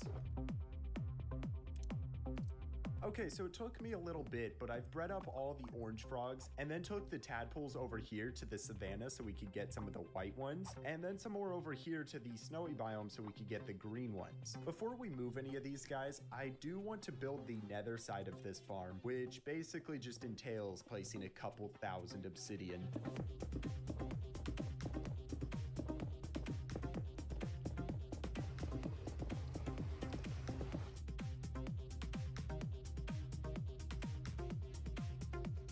After I had built the nether portals, it was time to move the frogs into the farm. Someone on stream had the smart idea of getting the orange frogs into the farm by just placing the tadpoles in the water, and because it's a plains biome, they'll become the right color. For the green and the white frogs though, I had to use leads to grab the frogs and then pull them through portals. For the most part, it was easy enough, although there was the occasional outlier. If you don't go through the freaking portal now, I'll dox you.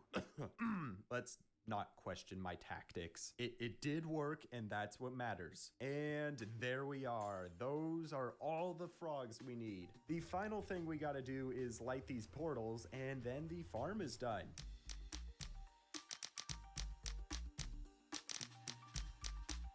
All right, we gotta at least test it. I believe I just have to come up here on this platform, and then in the overworld, a bunch of magma cubes should be drowning in the water and then turning into mini cubes, where they then fall onto the frogs and become their dinner.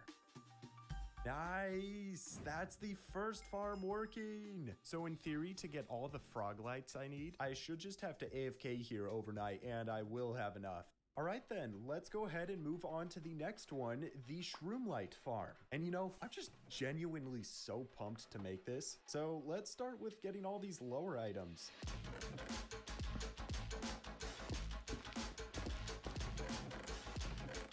Ooh, interesting. It looks like it requires 2 pieces of 1-bite ore. Huh? Now it's saying I gotta get 6 buckets of powdered snow. And you know, I never actually have this stuff here, so we're gonna take all of these buckets and go fill them up. I just realized I have no clue where a Snowy Peaks biome is.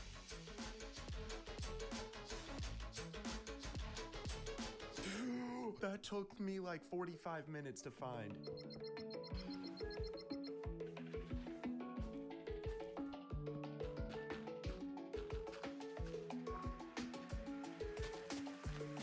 $362 buckets of lava. Well, there's only one way to do this. Finally, pistons, glass, stone, and then 6,729 polished deep slate. Items have been acquired. What? No, you didn't see those. Oh, okay, fine. Yeah, I somehow managed to make a chest monster in my literal storage system. That's like the Oxford Dictionary definition of the meaning of the word oxymoron. As I built the Shroomlight farm, I realized the task was much larger than I had initially expected. Mostly because the phantoms kept attacking me and knocking me off. All right, we're gonna fill in these. No, what did I do? No, I was having a ton of fun, as you can clearly tell. So right over here, I wanna start the main bone meal towers. Basically, this Shroomlight farm goes in the middle, and then to get the Shroomlights, you need warped fungus trees. But to get those, you need warped fungi, and then bone meal to grow it. So on a creative world, I got this basic design by Dave Rooney, and then put 2 of these massive bone meal towers on the sides, which should be enough to keep it running forever. Back on the hardcore world, I built the bone meal towers layer by layer. They weren't necessarily the hardest thing to build, but just time consuming, because I needed to place lava, fill the dispensers with buckets, and then place water on the ground. By the end of the first tower, I had spent 80 hours on the farm. I'm kidding, it only took 5 hours. Okay, before we do the other tower, I need a mental break. So how about we do the middle section and get it out of the way? Thank goodness I have this blueprint, because this redstone is beyond my comprehension.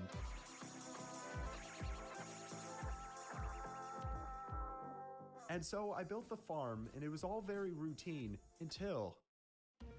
How is it floating? Hold on. Wait. Can I still press it? I have literally no clue how I got a floating button. Does redstone? No, I broke it. Well, that was pretty weird, but anyways, we got these TNT blast chambers to build next.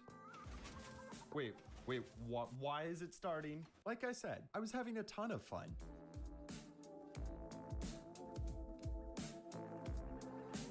And before I knew it, the second bone meal tower was finished. And here we are, the farm is finished. So by flicking this lever, the bone meal towers are gonna turn on and then start producing bone meal. Except for right now, they're gonna be really slow because they're mostly empty. So I'll let them run for maybe like an hour until they're fully filled up.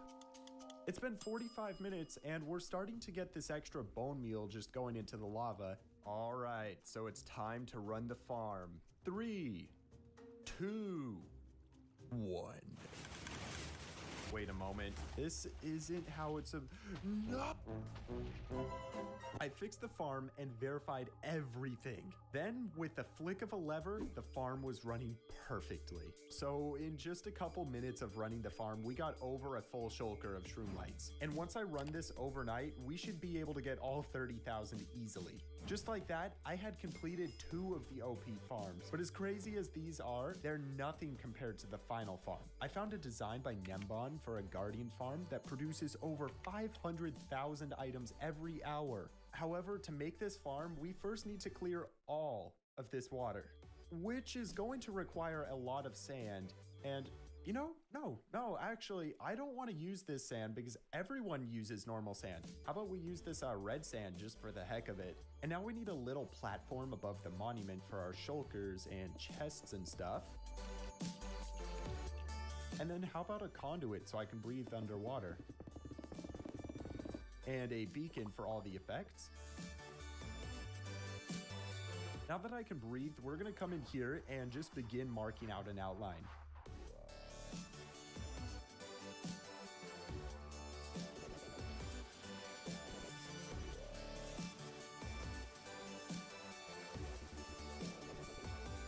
And there we go, the walls are in. Now we're gonna drain this entire place using redstone machines, but first we gotta remove all of the kelp and seagrass so they can run.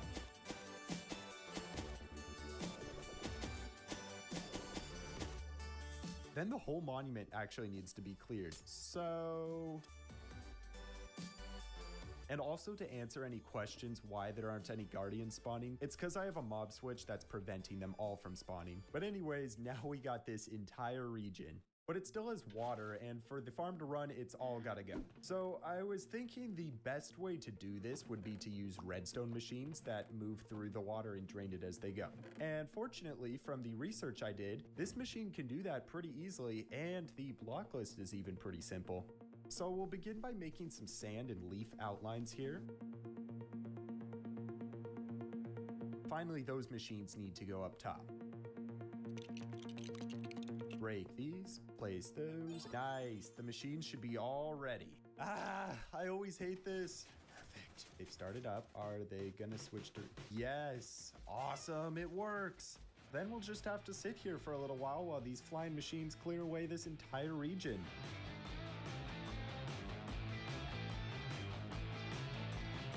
It's been a few minutes, the machine did break once, but for the most part I got all the water cleared, and now we just have to come in here with some sponges to drain the rest.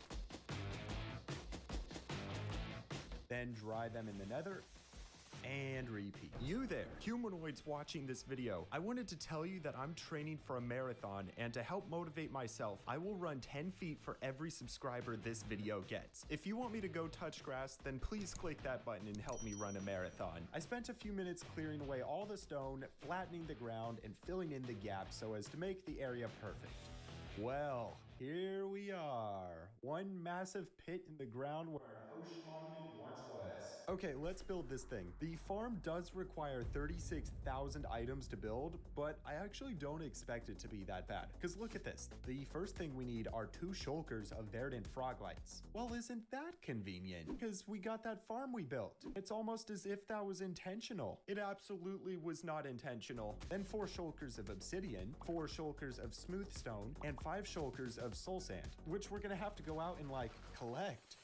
Whoa, okay, that could have been a lot worse. Finally, we just need 15,000 glass, which can be easily obtained by taking sand to the super smelter and then cooking it all up.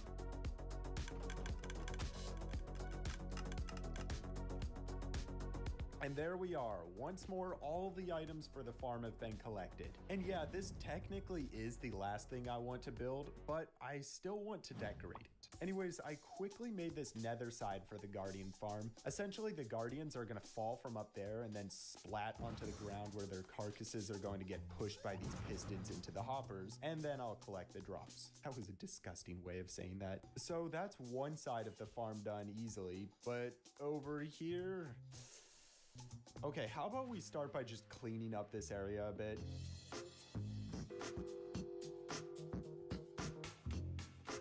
First things first, I wanted to clean up the floor and make the walls just all red sand so it's neater. And then I also put all the shulkers of items over here. So first, let's get these blocks and just mark out a frame for this thing. As you can see, this farm is pretty huge. I simply followed the tutorial and the hours flew by.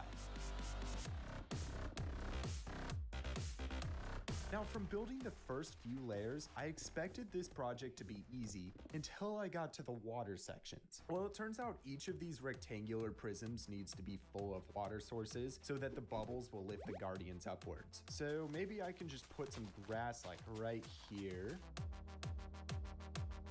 And then the water can make a full, why isn't this working? Oh, shoot. So I actually need an extra layer of blocks too, so that the water can make a full source. I'll quickly do this to the rest of the sections. Yeah, okay, so to get the water to flow, let's break these. And perfect. As you can see though, I'm not floating in here. That's because the water just isn't made of full sources yet. So next thing we'll do is we'll take some kelp and bone meal and then sort of just grow all of these up. Wait, seriously? I have to keep the blocks in before growing the kelp because some smart aleck at Mojang thought it would be nice to make kelp grow past water into air. I'm just kidding. It's all fun and games, Mojang. Minecraft is awesome the way it is.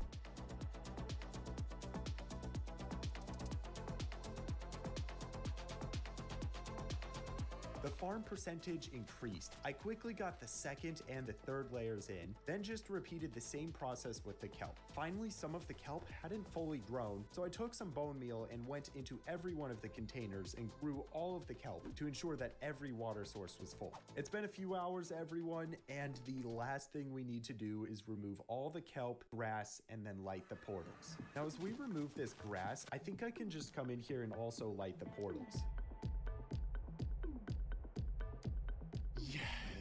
I know the video didn't look like it, but this farm easily took me at least 15 hours to build, so I am so excited to see if it works. So typically you can run this farm on single player, but for the video, I created a copy of my world and then spawned a player in the overworld so we can see the nether side of it running.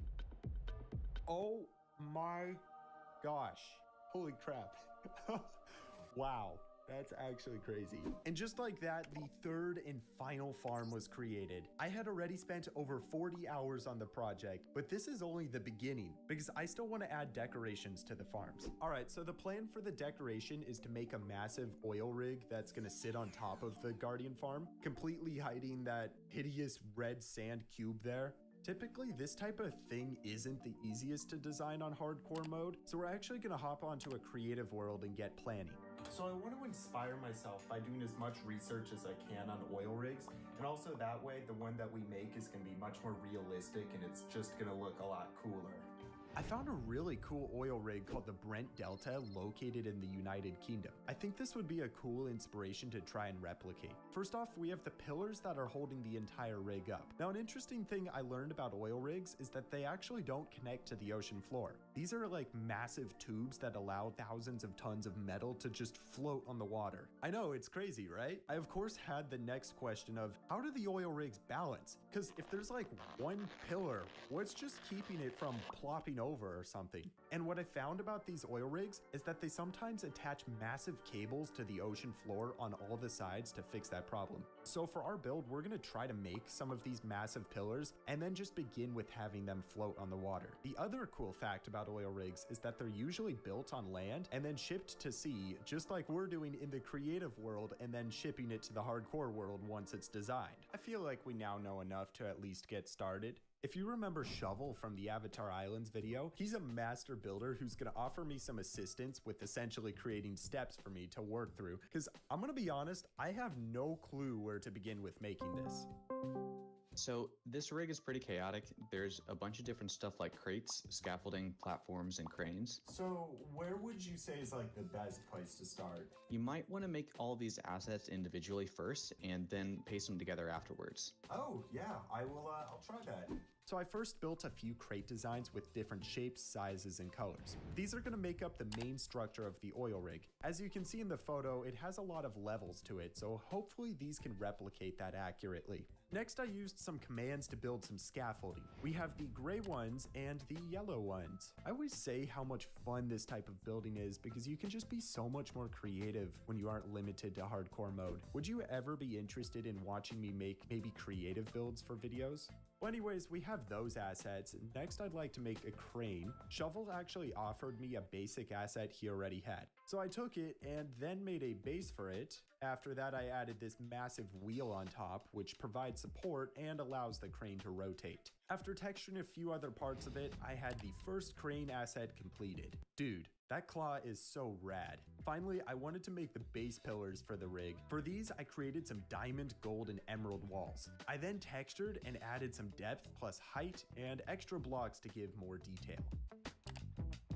And here we are, that should be everything. I'm gonna call Shovel and ask what to do next. Hey, Shovel, I got the assets over here. Oh, nice. So how would you say I should start shaping this? All right.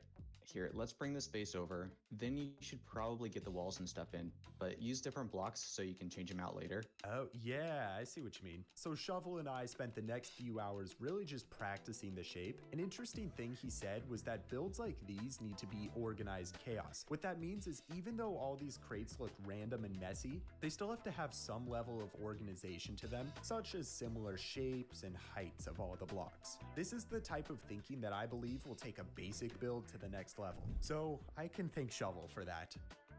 I then pasted the crane onto an open spot, and for some reason this was what really just motivated me to continue because the project felt so much more alive seeing it there. Cool. Now let's take the assets and start painting them onto the walls. So here we are, guys. I spent about 6 hours today getting to this point. I took a little break, touched some grass, and really thought long and hard about what details I was going to add next. Platforms. You see right now, all this feels like one big build, but as we add in these platforms, the build starts to feel better separated and more like the Brent Delta rig. Even better, once the platforms were in, I added some scaffolding assets underneath them to give support. These are almost color-coded, so red goes with red, yellow with yellow, etc., etc.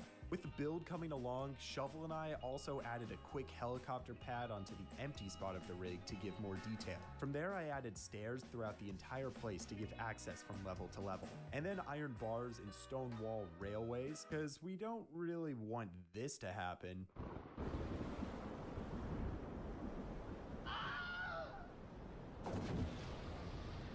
Man overboard! I then pasted some forge and tower assets throughout the entire rig. These made the place look much more mechanical and industrial, which is exactly the look I was going for.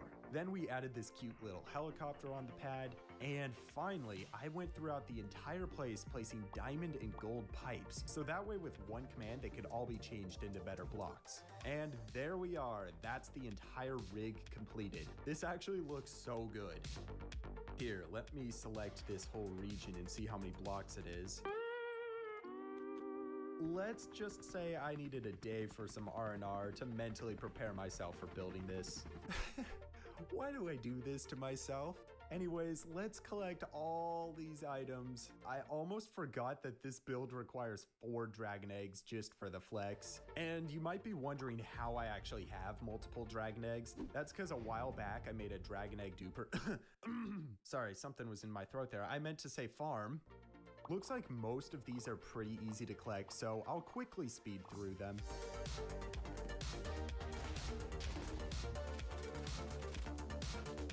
Gotta get some brain coral blocks from the coral reef. Now for some mud bricks, red nether bricks, light gray wool, which I believe we can just get some wool from the farm. Yes, we'll have to shear all these sheep. Okay, so those appear to be the easy items collected. Next up, we have over 2,000 brown mushroom blocks. I don't know if there's a way to farm these, but I actually have a fun manual method. So, you remember the map room? Yeah, it's extremely laggy here, but I want to use it to find a mushroom island. That'll work. Let's head over there. Let's quickly gather all these brown mushrooms up. After I got all the brown mushroom blocks, I went to the end ship and got some light gray concrete powder that I then converted into concrete. From there, I also got yellow concrete, the 8,800 deep slate bricks, 9,300 normal deep slate, and finally, I spent the rest of the afternoon AFK at the mangrove tree farm to get a ton of mangrove logs. Great, we're gonna take these and actually convert them into mangrove wood. Now, all of these got to become the stripped log variant. And if you know anything about stripping logs, it's that you got to place them, then you got to use an axe to strip it, and then mine it again. For over 9,000 logs, that is going to take a really long time. Which is why I made an automatic log stripper here designed by Eagle Eyes. And all we have to do is AFK here for about an hour. And boom, all the logs are finished. There's just one item we need to be fully done, 10,600 yellow wool. Okay, so there are two options I know of getting this. The first, we could shear some sheep, or the second, we can craft the wool using 4 string. Now I know at first glance that seems crazy even thinking about that, because I'd need over 40,000 string to make all the wool. But I think this might actually be our best option, because a couple of days ago, I joined the Outcast SMP, where Wenzo showed me this really small string farm that's crazy fast. My thought is if we can build like 10 of these, I can get all the string I'll ever need. So I'm flattening this area in the industrial district. That way we can have all the space to build the little string farms. Now the design is really simple, but for some reason I have to build it while facing south or else it won't work. Place some blocks, then we need trapdoors, and just this block and lever, then shear the string and flick the lever, and boom, the farm is working. And this thing is even pretty quick. All right, so let me go ahead and make the rest of these. And done. I got 9 of these things built and then also added some water streams underneath to connect everything to the storage system here. And now we just got to test it. So to begin all of these farms, we need to go through and flick all of these levers. Then come over here and watch. Whoa, that is filling up so fast. I sat there for about a half an hour collecting thousands upon thousands of string until I definitely had enough. After that, I crafted all the white wool and then just needed to dye it yellow. Now, I have this bone meal here, and you know when you bone meal sunflower, you get yellow dye? Well, it turns out I can use my auto clicker to get it much quicker. Well, it turns out I can use an auto clicker for the auto clicker, and it clicks over 100 times per second.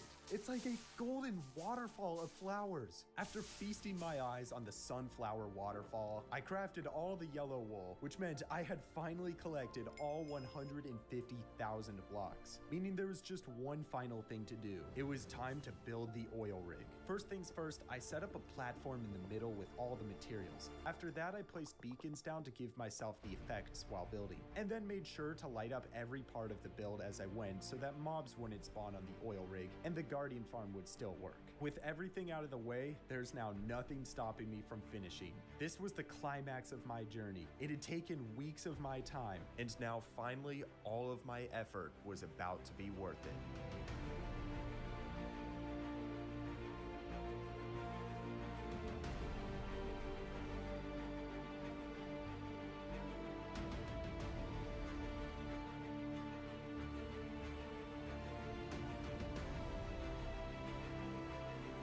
Yes! And there it is. Thank you so much for watching all the way through. This was definitely one of my most insane projects yet. And if you'd like to download it or my hardcore world, I have both of them available on my Patreon. A link is in the description. Now, stay tuned for next time because I have all the required items to work on the largest mega structure I have ever built.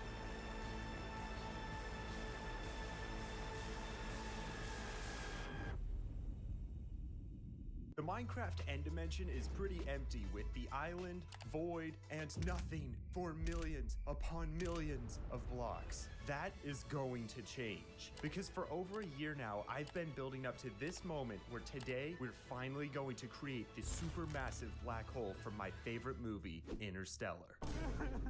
Black holes are in space, and right now I'm in space, and over there is space. You see what I'm thinking? To begin this project, we need to first build all the way out there to where the black hole is going to be. This is about 300 blocks out, which hopefully should be enough. And then we need to pillar all the way to the center of the black hole. That should be good. Next, we need to build a humongous platform up here because later in the video, we're gonna be collecting hundreds of thousands of blocks, ranging from all sorts of easy items to the more disgusting and difficult ones. Yeah, 41 by 21 blocks wide should be more than enough space. And then just for safety, let's get a quick wall around it. Perfect, that is the platform completed. And now it's time to start building. Where the heck am I even supposed to start? You know, I think it's time to get into the game plan. There are going to be 5 steps to building this, and the first one is going to require me to study black holes, which is why I just booked a plane flight to Los Angeles, California. Okay, this might seem overkill, but I promise you it's going to make sense in a moment.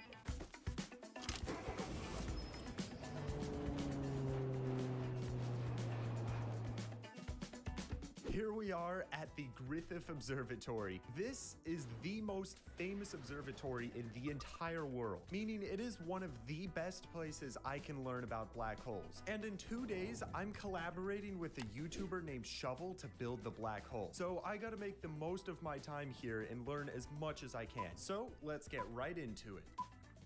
There are 3 types of confirmed black holes. Stellar mass black holes, then the intermediate black hole, and finally, there is the supermassive black hole, the same type as in Interstellar. These are anywhere from 50,000 solar masses to tens of billions of times as large as our sun. And that's just the thing. We need to be able to fit it in Minecraft. Because if I wanted to do it to the actual scale, it would be millions of times larger than the entire Minecraft world. And realistically, I would like to fit the entire thing right here next to the spaceship. So I think the best bet is going to be to scale it way down, and 512 blocks wide should be perfect. This is still plenty large enough to make it scientifically accurate and look like Interstellar. Look like Interstellar. Look like Interstellar. So in case you didn't know, Interstellar has a phenomenal reputation. This scene of the black hole, which is called Gargantua, was so mathematically accurate to how a real black hole would look that they literally won an award for it. And that's exactly where I'm stuck. I don't really know how I want this to look because it's so complex and accurate. I think what I need is to hop on a call with my trusty friend Shovel. Yo, what's up, Shovel? Hey, Wumba. At this point, you might be wondering who Shovel actually is. Allow me to show you.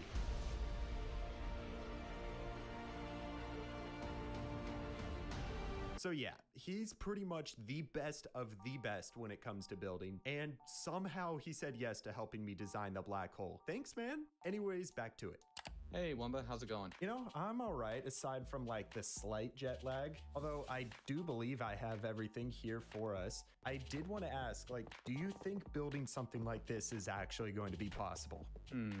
Definitely is, but it's gonna be a little tricky. Let's start slow and plan everything out. Right off the bat, we got the center of our black hole. In scientific terms, this is called the singularity. We're currently using the singularity as the center point to build our sphere from. At first, we tried a 50 block radius sphere, but that was too small. Then we tried a 90 block radius, and that was too large. So then in a Goldilocks moment, we tried 65 and it was just right. Okay, Shovel, I'm gonna replace the diamonds with the black blocks we chose. Sure, go ahead. That's right. After changing the diamonds for a mixture of 70% black concrete, 15% coal blocks, and 15% black wool, we have the event horizon completed.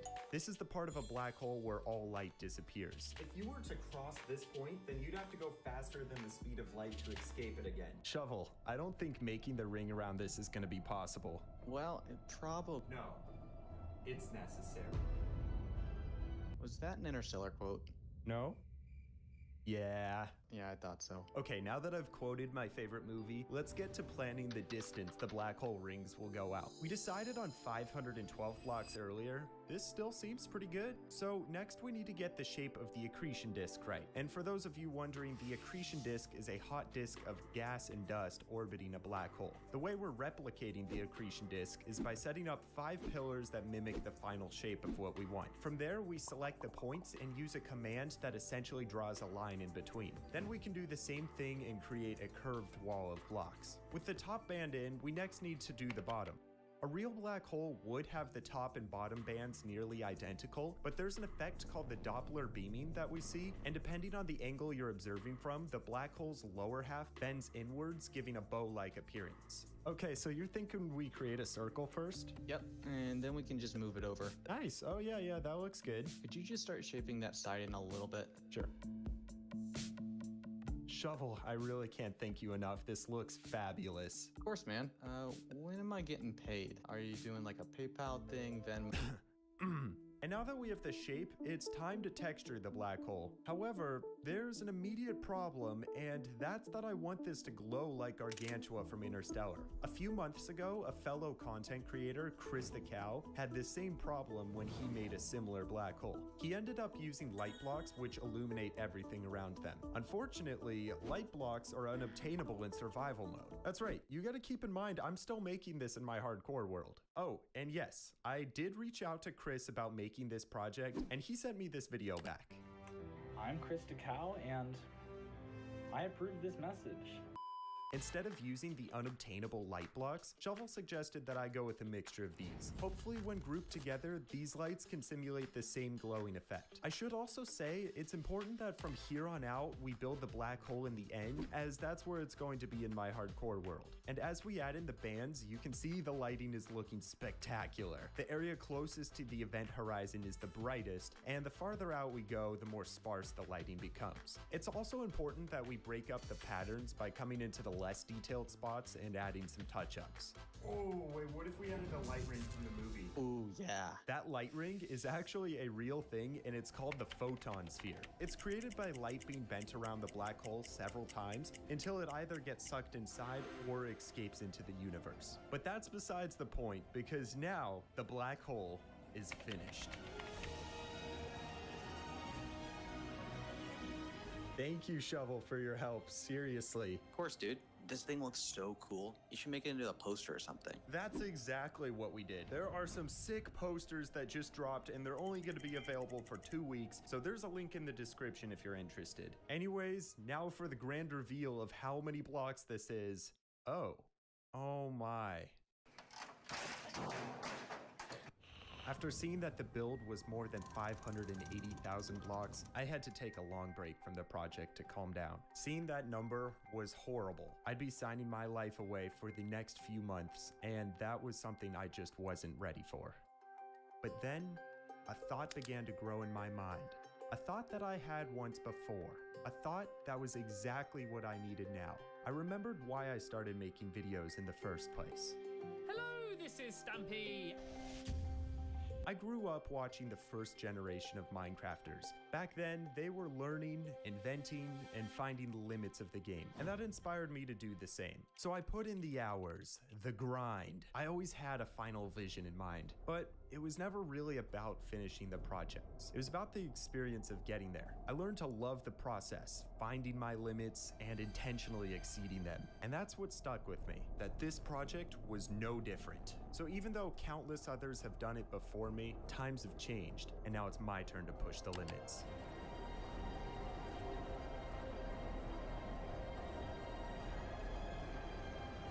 And just like that, step 1 was completed, and now I am ready to get collecting. So it's at this point that I should probably explain some stuff. Basically, the black hole consists of 13 different types of blocks. Most of them I knew I'd be able to get in this video easily, but then there were a couple like the 25,000 frog lights, 30,000 shroom lights, and the 71,000 sea lanterns that I knew we would not have enough time for in this video. So about 2 months ago, I built 3 really overpowered powered farms to get those items. Anyways, back to it. The first thing on the list is approximately 2,544 glowstone blocks. Actually, at the raid farm, we already have all this glowstone dust, so let's take that and we're gonna make a bunch of glowstone just like this. Nah, I'm just kidding. We can use item scroller to do it quickly. I got a little carried away and made, well, 14,000 blocks? You know what they say, it's a good thing to hoard. Those should be the first items checked off. Only 12 to go, and now we need the frog lights. So again, this is one of the farms I made, so all I have to do is AFK to get all the items. I AFK'd overnight, which provided enough verdant frog lights, but for some reason the storage broke midway through and stopped collecting the ochre ones. It's not a huge deal, but just means I'll need to AFK here later. Anyways, that's the second item collected. Now we need 16,518 smooth basalt, and yeah! I'm actually not even surprised that we have all these, because a few videos ago I built a massive quarry, and while it ran, it cleared a whole bunch of geodes, which contain a bunch of this stuff. We're already on to the next block, the 10 shulkers of magma. We got nothing. Well, I guess that means we gotta go old school with it. Imagine having to go and collect blocks. So we got a couple shulkers already, but I actually paused and got some fire res potions, which make this process so much better because I'm not constantly taking damage anymore. Anyways, we got all of the magma we need now. After that, I super quickly gathered all 15 shulkers of deep slate tiles from the quarry storage, then 17 shulker boxes of black wool from the wool farm. I almost didn't even include these ones because all I had to do was basically just put them on the platform. But what's interesting is even though we have 6 of the 13 items collected, because those were the simple ones, I'm actually only 16% done with collecting. And yeah, unfortunately, that now means we have the trickier ones. This is the perfect example, 25,816 blocks of coal. Good grief. And then breaking those down, that means I need 232,344 coal. Yo, are you kidding me, bro? So the quarry did collect a bit here, but this still isn't going to be anything near enough. And now you've made it to the section of the video where I just about lose my sanity by making 3 more extremely OP farms to collect the rest of the items for this project. I decided to begin this section by building an astounding wither skeleton farm designed by Fortune 8 Diamond. It's time to go beyond what a wither skeleton farm can do. With a massive storage upgrade, the 50.4 second hopper clocks are an entirely new category of safety innovations. The aluminium... I can't keep a straight face. Pre-order your iWither skeleton farm today by simply subscribing below. Yeah, so this is the farm we're gonna build. That way we can get all the coal blocks and then actually build the black hole. So let's get started. We have our main list of items, but now that one item is getting its own sub-list of things we need to collect. What better way to get these than in a 15-second montage?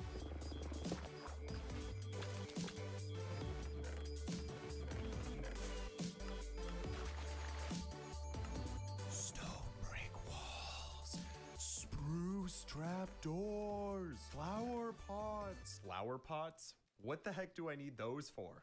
And now there's just one more item, nether brick blocks. I tried a couple of methods to get these bricks. The first one was crafting a bunch of gold. I then traded with piglins because they have an 8.71% chance to drop nether bricks. However, after wasting like 5 shulkers of gold ingots, I didn't have nearly enough bricks, so I decided to try the next method, mining at the nether fortress. That was so boring, so I went to the next, more explosively interesting method. Basically, my idea was that if I used TNT, I could explode netherrack, then collect it, and then cook it into bricks. Whoa, okay, literally from 5 pieces of TNT, I got like 15 stacks of netherrack. The exploding method was very effective, and before I knew it, I was at the super smelter. To cook all this up, we first gotta drop it in there and then wait. I mean, it is a quick system, but I'm worried for when we need to cook the 220,000 glass later. This is definitely going to need an upgrade. And those should be all the Wither Skeleton farm materials, meaning now we can get building. The first thing for this farm is to make a huge platform up there. Stack up and whoa, oh my, that's a lot of Wither skeleton. Oh my, yo, no. Now, I believe we should need some moss carpets on the ground, and these are gonna stop the Wither skeletons from spawning. Wait, no. I meant to say ghasts from spawning. What? Wait, did a blaze light that? I think it did. Who knew they could do that? So I really like how simple this farm is. The fact that anyone can build it in like 3 to 4 hours is truly remarkable. Next, we need to make the overworld part of this farm. Then just build the storage. Okay, by pressing that button, the farm should now be ready, but there are a few things we need before testing it, and the first of which is a perfectly enchanted Smite Diamond Sword. Fortunately, I have a bunch of villagers here forced to be my servants, and I can just buy all the enchantments from them. Then we need a max level beacon, so when I'm AFKing the farm, we don't die of starvation.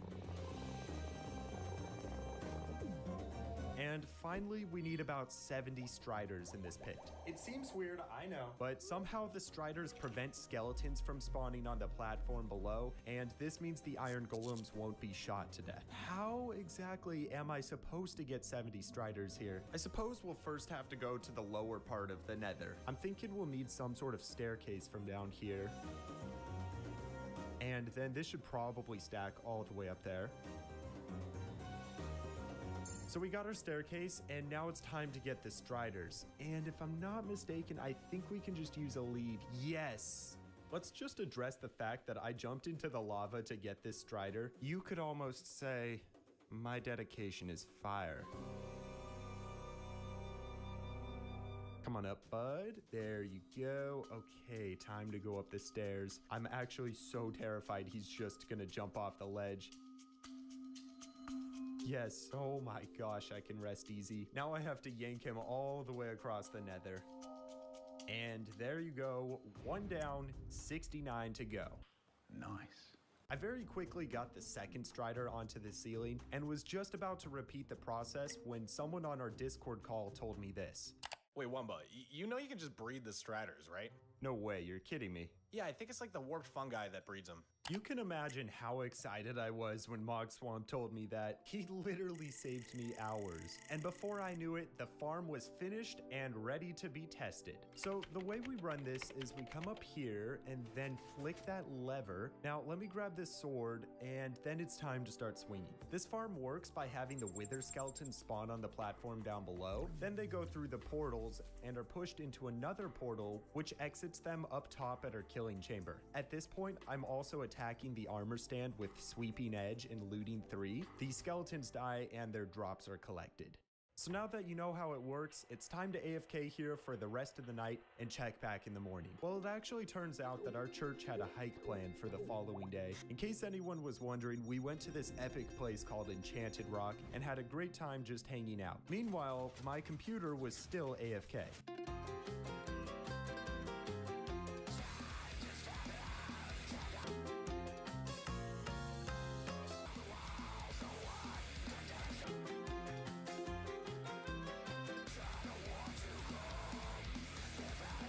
All jokes aside, I was AFK for about 36 hours, and we clearly have way more than enough coal here. Okay, I got a little carried away there, and I just realized that I could have chucked all that coal into the lava. With the crisis averted, I placed all the coal shulkers, some crafting tables, and then began crafting all the coal we needed. Oh man, yes. It feels pretty good checking these off. From there, I AFK'd overnight at the Shroomlight farm and then was able to check off the 8th item. After that, I traveled to the Gravity Block farm, replaced the sand with black concrete, switched the farm on, and began to AFK for the 53,000 required black stained concrete blocks. Black stained, no. After acquiring nearly 70 shulkers of the blocks, I took those to the concrete converter in the industrial district, put them in the storage, and then waited for a few hours until everything was turned into concrete, checking off the 9th item. And for the final easy item, I AFK'd once again at the Froglight farm and was able to collect all the remaining ochre Froglights, meaning there are just 3 more items and then we're done. But looking at the numbers for the sea lanterns and glass blocks, that overwhelming feeling I had before was coming back. However, I knew if I persevered now, these feelings I had would be moments I'd look back on and be proud of. So despite needing over 350,000 more items, I was not going to let that stop me from building this black hole. Well, well, well. It's a sad time, but a necessary time. We're about to remove the super smelter I've used for over 2 years now. Basically, if we're going to need all that glass, this smelter just isn't going to cut it. So let's remove this thing with a montage.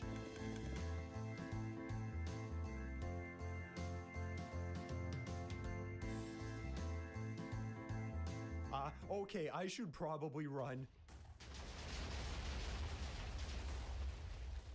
That was freaking awesome. It's gone now, and now I literally have to finish this or I won't be able to cook anything. So what we gotta do next is start mining out an outline for the new super smelter. I found a smelter designed by Cubic Meter that can cook an entire shulker box of items in literally 10 seconds. This is no joke, the fastest super smelter design that there is. But there's a caveat.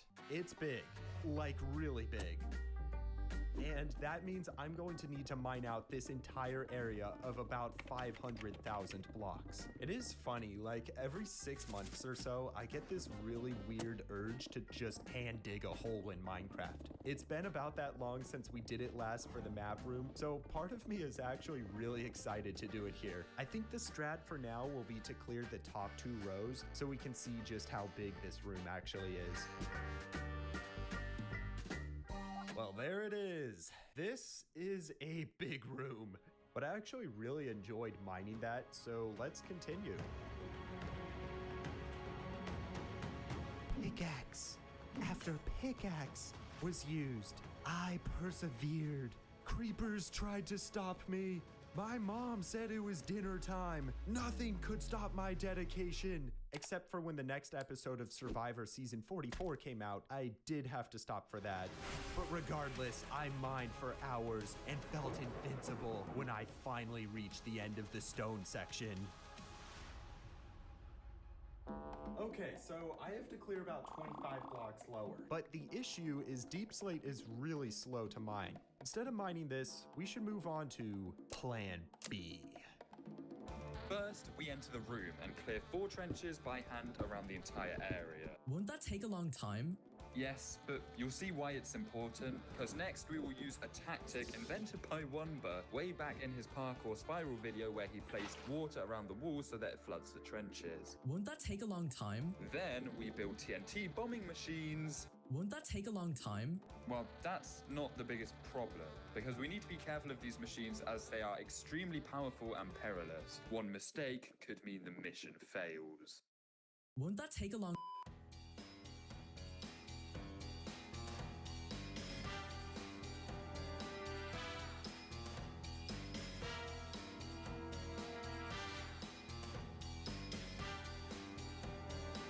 Holy, what the heck? I just logged back into my Minecraft world, and I think someone completed the hole for me. Just kidding, that was me. Obviously. But what I do want to do now is actually clean up the place a bit from all that TNT. So let's just start by placing a cobblestone flooring.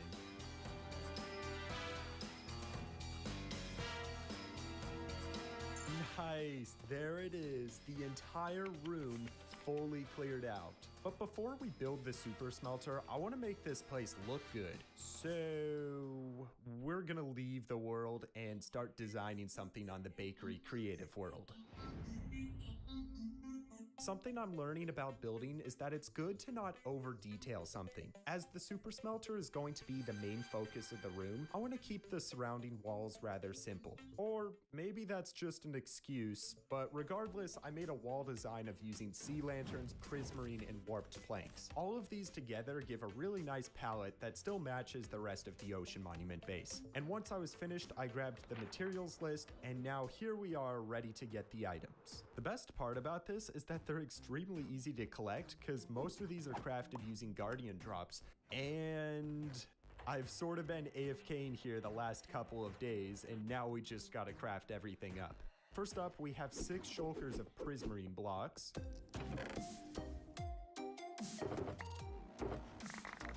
Whew, 17 shulkers of sea lanterns. And finally, we need 2 shulkers of warped planks, which we can easily get from the wood chest at the Shroomlight farm. And believe it or not, those are all the items we need to decorate the room. So let's just place these down and get to it. The best way to do this quickly will be just layer by layer. And first up, we have the sea lanterns that go on the floor. All right, that was easy enough. I guess now we have the walls.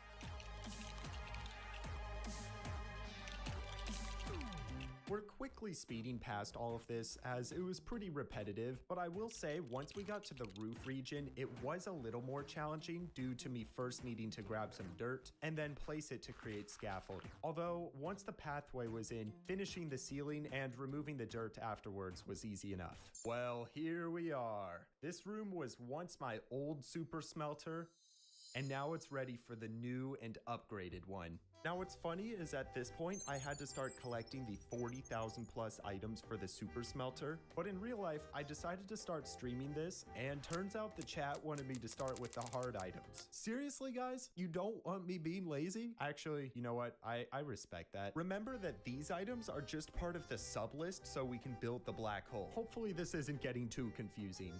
Anyways, the stream and I first collected 5 shulker boxes of rails, which is like 10,000 rails in total. Then we needed some white concrete, which I didn't have any, so I grabbed some powder and then converted it at the concrete converter. Then, oh boy, we got to the rough item. 4 shulker boxes of sticky pistons. Now we literally need a sub-items list for the sub-items list for the main items. Somebody send help. Why in the world would I need glow lichen for a super smelter? I'm genuinely curious if someone watching would know why I need this. What purpose could it possibly have? This should be everything we need for the super smelter.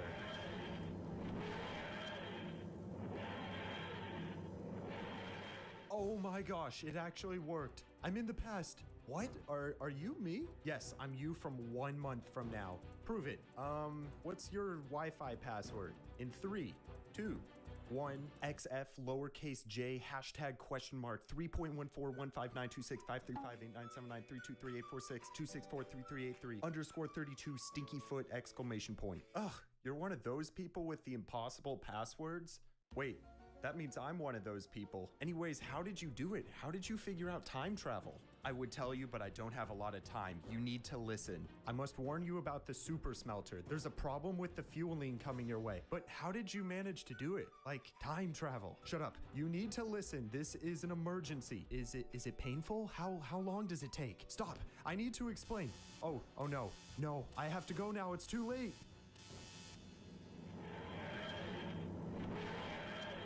And so, past Woonba here was left with lots of questions, but also the looming threat of the fueling of the super smelter that his future self was trying to warn him of. Okay, for real though, we do need a plan for fueling this smelter, because there are going to be 1,728 furnaces, meaning each one of those needs a piece of coal, and if we're running it for potentially hours, that is going to require hundreds of thousands, if not millions of pieces of coal to fuel it. Before anyone says I can just use lava buckets or blaze rods or something, coal and charcoal are the only types of fuel that work in this system because of their timings of cooking exactly 8 things things before running out. So to solve this, every single night I AFK'd at the Wither Skeleton farm until I gathered about 500,000 coal, which we will later use. Anyways, back to the building. Okay, so starting out here at the bottom of the room, and now we just gotta follow the blueprint and make sure everything is perfect.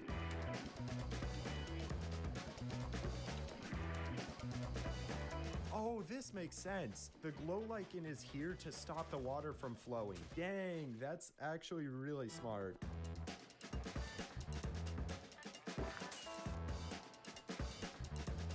Whew.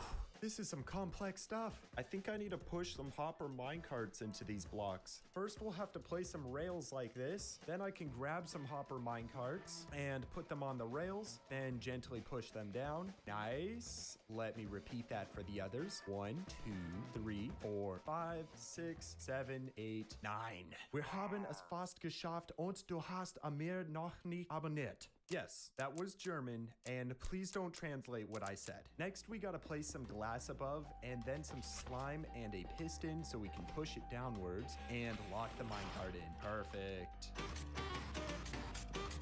Going to just continue following the blueprint, and I'll let you know when anything interesting happens.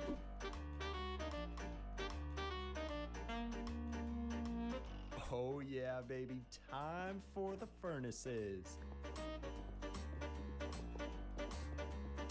Oh, so next I need to place a whole bunch of minecart chests here. Whoa, no, get away. How did you even spawn if the entire room is made of light?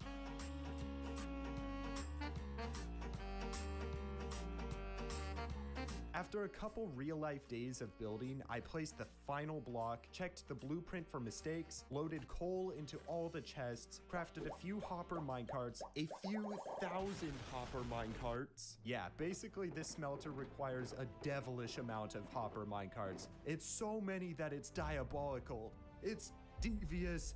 It's dubious. I don't know if I used any of those words properly, but yeah, it requires a lot of hopper minecarts. So I crafted them up, loaded them into the system, and now it's ready to be tested. But there is one small issue. I don't actually have the sand to cook yet. So we're gonna have to stay here for a few hours until we have about 220 shulkers of sand. I'm not even gonna lie, my heart is racing. I am so excited to run the smelter. Okay, here are all the sand shulkers. I moved them over. Let's take just a few of these and put them in. There it goes. Oh my gosh, that is incredibly satisfying. All the furnaces seem to have lit up. That was awesome. And now everything should be loading into the shulker loaders. No! Oh God, it broke. That's bad. Turn it off, turn it off. Abort mission.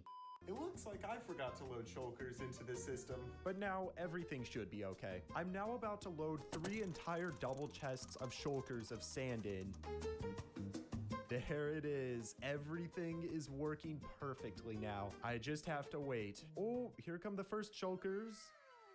And before I knew it, I was looking at over 300,000 blocks of glass. Perfect. So there are 3 more items we need, but now we have most of the materials to craft them. The next step is to actually craft them. At first glance, this doesn't look like it's going to be a problem. Just grab the items and craft. But when we're talking 350,000 blocks, doing it that way would easily take several hours. So I may have divulged a little bit, and I built a crafting station. In case you don't know how this thing works, allow me to show you. First, we need to load all these chests up with shulkers of prismarine shards and prismarine crystals. Now we come down here and then flick the lever, open the crafting table, and now hold down my crafting hotkey. As I'm doing this, shulkers of items are getting destroyed and the items drop out. Now the cool thing about this machine is it breaks up the stacks and it sends me the perfect amount so that my inventory fills up and I instantly craft, then drop the items. As you can see, in about 30 seconds, we just crafted 3 entire shulkers of sea lanterns. So allow me to quickly finish this up. There we are, all the sea lanterns collected, officially checking off the 11th item. We just have all the white and black glass left, and I first want to get all the white glass because it'll just be easier. We're gonna need to load it up into the chests again, and then I quickly need to get some white dye, so... Okie doke, click that. The collection system of literally 48 hoppers was too slow, so after a few minutes, the water stream looked pretty ridiculous. Wow. This was easily solved by just manually loading the shulkers up, and once that was done, I put all the white stained glass shulkers in the end, and the 12th item was officially collected. Here we are, the last item, 136 shulker boxes of black stained glass. Now the way we craft this is by putting 17 shulkers of glass into each of these chests. Then the last one needs to be full of 17 shulkers of black dye, which I don't have. This meant that I had to spend the next couple of days AFK at the Wither Rose farm. The years flew by. I sat and waited. As the centuries of waiting passed, I decided to go climbing with Mog Swamp. I applied for a PhD in brain surgery. I got married. I had a family. I started a game of Monopoly, but couldn't quite finish it. And then, and only then, did I have enough Wither Roses to craft all the black stained dye.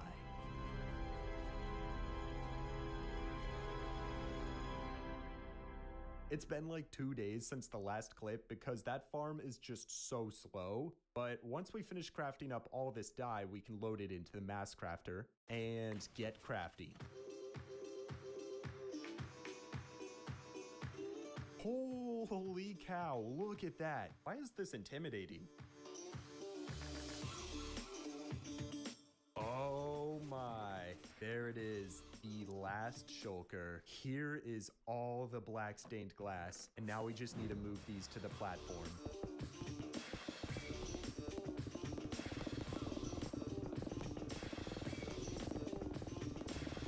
And wow.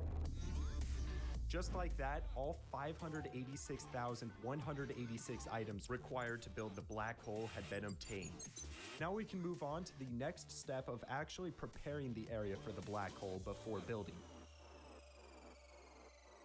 You see, it's not as simple as actually just building. No, because Endermen are spawning and these pesky buggers are quite annoying. Plus just outright dangerous. So we need a way to get rid of them, and unfortunately, I can't just turn it to peaceful mode. Or can I? So in case you've ever seen my end base here and wondered how Endermen aren't spawning, that's because I actually built a mob switch here about a year ago using zombie villagers. You see, villagers have a very unique property where if you trade with them and then brutally murder them so that they become zombie villagers, they will actually never despawn even if you unload the area. This is really important because if we have 70 of these zombie villagers in a pit, Minecraft will no longer spawn mobs as it thinks we hit the mob cap of 70 already. Basically, this means we have peaceful mode and no Enderman will ever spawn. Now the issue with all of this is that it means I somehow need to get 70 villagers here into this pit. Okay, I have an idea, but this is going to require a bunch of dirt and rails. Now we're going to come over here to the iron farm and actually just start bridging out this way. That should be enough. Now somewhere over here, yes, there it is. Let's just extend this upwards and connect these two spots. So we're going to be making a railway from my iron farm to the first ever stronghold I visited in the world. Then I also need to do the same thing in the end. Cover this in rails, then add redstone to power everything, and finally some water here. So the reason I'm doing all of this is that over here at the iron farm, we have a villager breeder, and the nice thing is that it's only about 500 blocks away from the end portal. My thought is if we can set up a little trading station here, we can push this button, get a villager who will stop there. He stops here, and then we'll get a job as a Fletcher. I can then trade with him and send him off to the stronghold holding cell. Then we repeat, repeat, repeat, repeat, and repeat. Okay, I should probably check on the villagers to make sure they're okay. No! Hello, darkness, my old friend. But after repeating the process several more times, I was now ready to move one to the end. Okay, come up here, and then we need to break that. Goody. Okay, now get on the rail. Yes, go, go. Nice, there he goes. Here he comes. And break that. And yes, that is one down, 69 to go. We now have 26 villagers here, but unfortunately, the villagers have stopped making babies fast enough.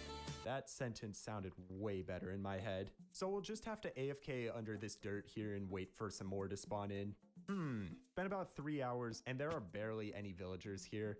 I'm honestly just thinking of making like 3 more of these villager breeders and then running all of them overnight. Thank goodness these things are so simple. All it requires is some dirt, glass, stone, trapdoors, my buddy Jack, stairs, beds, composters, slabs, and finally carrots. Which it's kind of funny, this hardcore world has over 80 plus automatic farms, giving me nearly every item in the game. But for whatever reason, I don't have a carrot farm, so I gotta make this janky machine inside my storage system. Oh boy. After collecting the villager breeder materials, I quickly built it up and then used the rail system from before to move some villagers in. These guys got their jobs, I cleaned up the area, and added a roof that I could AFK under. However, this was a mistake that nearly cost me my entire hardcore world.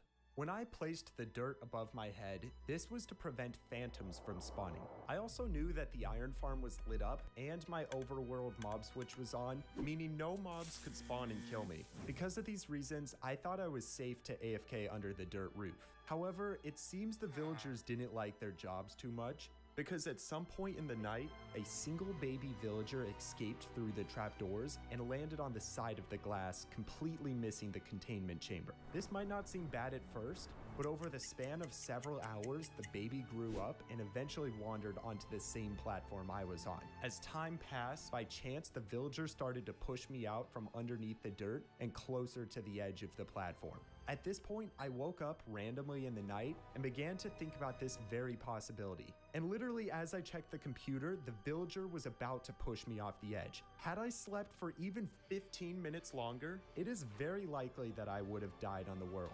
I don't know if it was fate, pure luck, or some external force that woke me up right then and there, but I am very lucky to be alive. Well, it's the morning after that close call. I'm honestly just blown away that a freaking villager almost killed me. Anyways, now I'm gonna get the rest of these guys into the end. There we are. We have 74 villagers here. I ended up just getting an extra 4 in case something happens to them. But now we need to get a zombie in here and then spread the virus. So, you there, Mr. Zombie? How about we call you Dinnerbone? Yeah, I like that. Okay, buddy, follow me. Oh my gosh, chill. Don't break your neck there. Nice, now come towards me and no. Oh, never mind. I thought he was gonna fall. Perfect, my turn. And now he's off towards the pit. Now, I did remove the water because I didn't want him dropping in right away. So first, let's actually just cover most of this.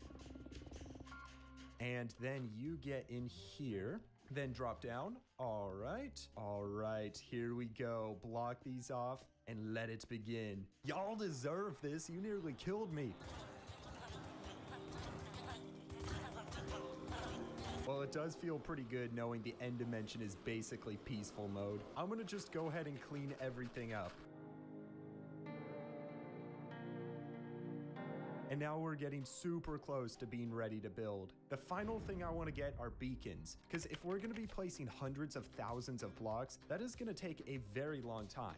But speed beacons allow you to run 20% faster, which should in the long run save several hours on this project. So let's get some beacons. And then a bunch of emerald blocks. I seriously hope both of these will be enough. Then we're going to go to the end and begin placing beacons everywhere. There's our first one.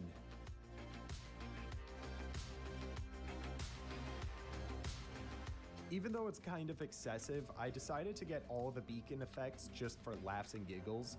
And so, Wunba placed the beacons, granting all the powerful effects. He also made sure to always have an extra elytra in his inventory to ensure he would not tragically fall into the void. And then, after a few hours, It happened that Woomba ran out of beacons, calling for an impromptu wither fight. Yes, as Morgan Freeman just told you, I'm about to fight some withers, and no. We aren't going to be cheesing these like everyone else and their grandma does. I'm fighting these for real. 15 withers at once on the nether roof. And if I die doing this, that will have to be the biggest L anyone has ever had. So let's not let that happen. The withers were summoned, and it was not looking good for Woomba. It appears Woomba is utilizing name tags to know which wither to attack. I don't believe it. He's slain the first one. There goes the second.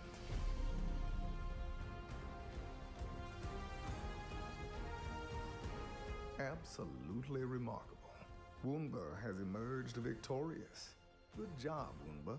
This moment will be remembered in the history books.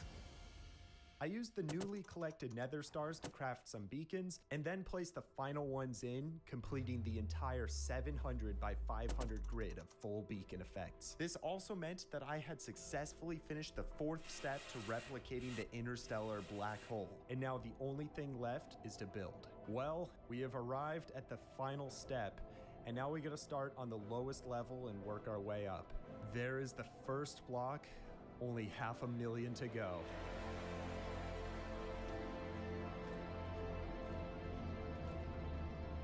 Well, here we are at the 0.2% of the way completed. GG's. And there we are at the 1% mark. That took about 25 minutes, so if I multiply that by 100, it should take about 42 hours to complete the entire thing. Then I better get started.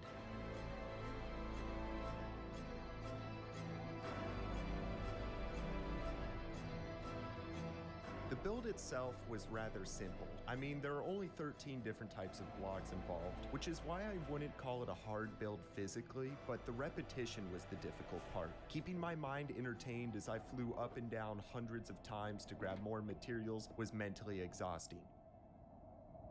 Around the 20% mark, or 120,000 blocks placed, I had an idea that if I was walking on magma and constantly taking damage, it might be worthwhile to get myself some Frostwalker boots, as they provide protection from magma. One thing I did to entertain myself was to focus on the rows of shulkers in the storage. As they ticked down and slowly disappeared, I grew more fascinated on what it would feel like to hit the end of a row.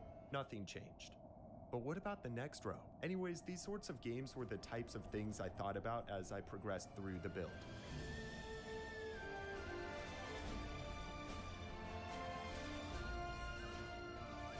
As I finished the accretion disk, I wanted a small change, so I decided to work on the entire event horizon next. As the final block drew closer, I knew that my time on this project was coming to an end. This project had taken me hundreds of hours. It nearly cost me everything. I had planned every step from the beginning, built the fastest possible farms, got help from my closest friends, traveled 1,500 miles for research. At one point, my hard drive with all the footage on it corrupted and was lost. But it didn't matter what happened or how much effort it took. I remembered the people who inspired me to get started with making content, and I made it my goal that I would do the same for people to come. I want to make it clear that the same dedication can be applied to anything in life. If you put your mind to it, you will be able to reach your goals. And I'm really glad I stuck with this project even when it got tough, as personally, I think it makes a much better story to share with you. There it is. Oh my gosh. It is the interstellar black hole. 586,000 blocks for this project.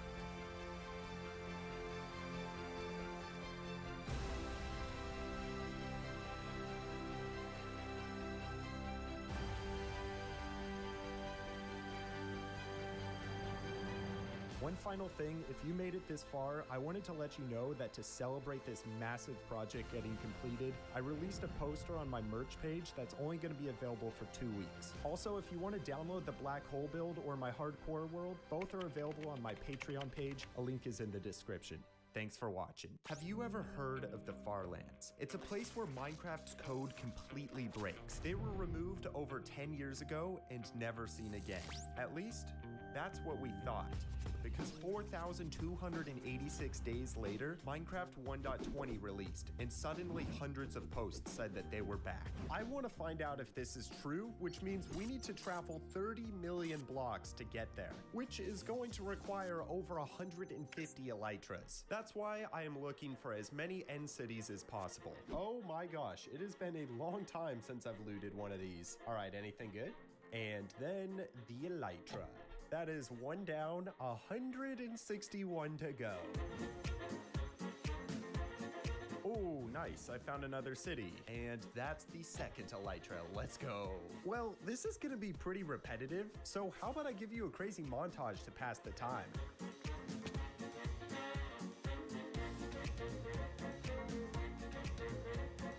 I ended up looting hundreds more cities. This took so long that I managed to watch the entire first Lord of the Rings movie, the extended edition. It's like 4 hours long. I actually have a motto where if you do something enough times, you will naturally find the most optimal way to complete the task. And here's the proof. Look at how fast I get this elytra. From the time I touch down, I get the dragon head, mine in, come over here, get the elytra, loot the chests, and we're done. All right, everyone, we need 2 more elytras. 1, and yes! Let's go. So now that I have all the elytras, because we're over 30,000 blocks out, we are going to need a gateway to get back. Wow, I've never seen one spawn on a city like that. That is so weird, but I'll take it. So I'm back and I have all the loot here, so now let's spend a little bit sorting it out. And while we do this, I would like to break the journey down into some steps, with preparation being the first one. Okay, so we got 6 full shulkers of elytras, but by themselves, they're not good enough, so we got to enchant them. And oh my gosh, that's gonna cost a lot of levels. Not sure if 12,700 levels is gonna be enough. Let me just get some anvils, and then we're gonna go to the villager trading hall in the dome base. Now I literally just have to buy as many Unbreaking 3 and Mending books as I can. And now we need to just put all of these onto the elytras. Okay, 6 levels each time. Ouch.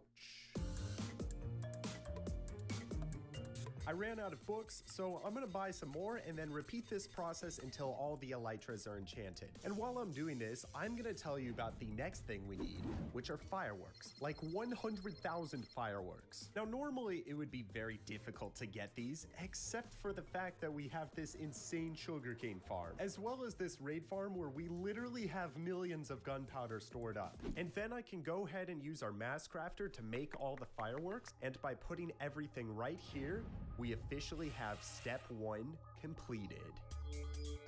Now you might think that next we can just leave and start flying to the Farlands, but that's actually not the case. You see, I'm not the first person to try to travel millions of blocks out in a Minecraft world. And I think this is gonna take about 20 hours. There's 40 hours of flight time, 30 to 40 hours, hundreds of hours. One common factor that all these people shared was the time that it took to get there. It literally takes days. Not Minecraft days, but real life days.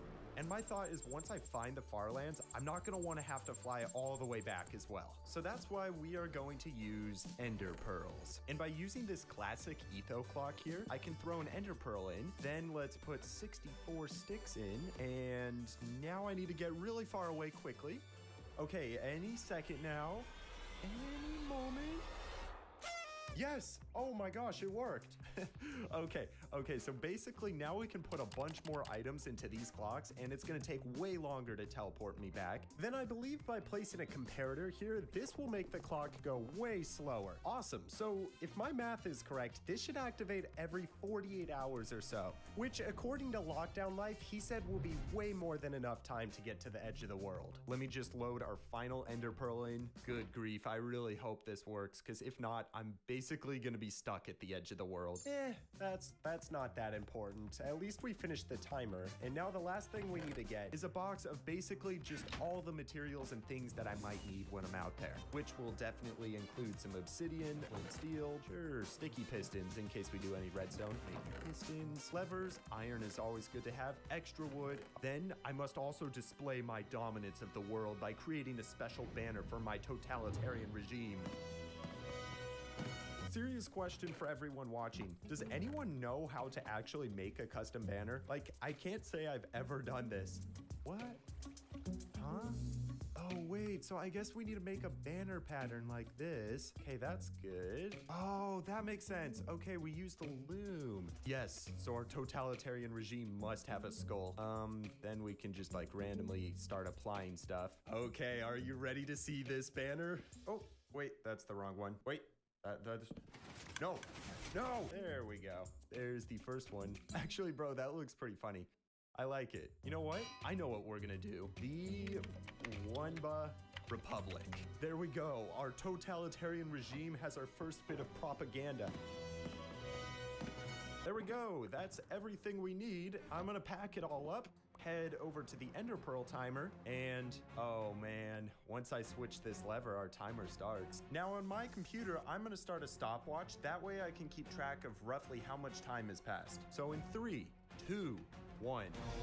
Timer's ticking. Oh my gosh, we gotta go. We gotta go. I'm just kidding. I love being dramatic, but we have like 50 hours, so there's no need to stress out. So I think I want to go in the direction of the Emerald Beacon. And now I should probably mention that I'm going to the corner of the Farlands instead of the normal edge of the world. Why? Well, I think it'll look cooler. So I've never actually done this before, but I'd imagine I need to fill my inventory up with a bunch of elytras. Yeah, I mean, 8 should definitely be enough. And how about 23 stacks of fireworks? Oh, and these are the level 3 ones, so they're gonna be extra powerful. Okay, F3 is open. And then I'm gonna make sure to use a firework every 4 seconds. Perfect. Then we can just use these until we get really high up in the world. All right, we are now over 10,000 blocks up. That is probably good enough. And now we need to point downwards. I did some research, and apparently if we point exactly 5.9 degrees downwards, that is the most efficient way to fly with an elytra. So now that that's set, it's time to just wait. I'm currently about 25,000 blocks out, and it looks like the first elytra is about to break. Swap? Hold on, wait. That means I'm gonna have to be here the entire time in case an elytra breaks. That is gonna be horrible. Okay, you know what I'm gonna do? I'm gonna see if there's any possible way to automatically swap the elytras. So I found a program called AutoHotkey. Basically, it's a program that allows you to program your own programs, but you gotta be a good programmer because programming programs using a program that you don't know how to use can be difficult. That's why I talked to some programmers who are really good at programming, and they helped me program my own program. Let me show you how it works. So when I press the F5 key, this happens. Look at that work. Isn't that cool? Oh no, that's not supposed to happen. I didn't have enough elytras in my inventory, but what matters is that they just got swapped. And that was also just for demonstration purposes, but when it's actually working, they're gonna swap out every 25 minutes. And that means with just 9 elytras, I can spend about 4 hours away from my PC doing other stuff. So now we're gonna test this with even more elytras. So I think 16 should be good, and then we're also gonna have less fireworks. And the reason I want more elytras is because that is gonna allow me to travel higher up in my world and then not need to check my computer as often. Look at this, we are 70,000 blocks up in the world. Well, anyways, I'm gonna let this run until we get to the Farlands, which means I have literally nothing to do because it's all automatic. So we're gonna let the computer run, and I'm gonna go touch some grass.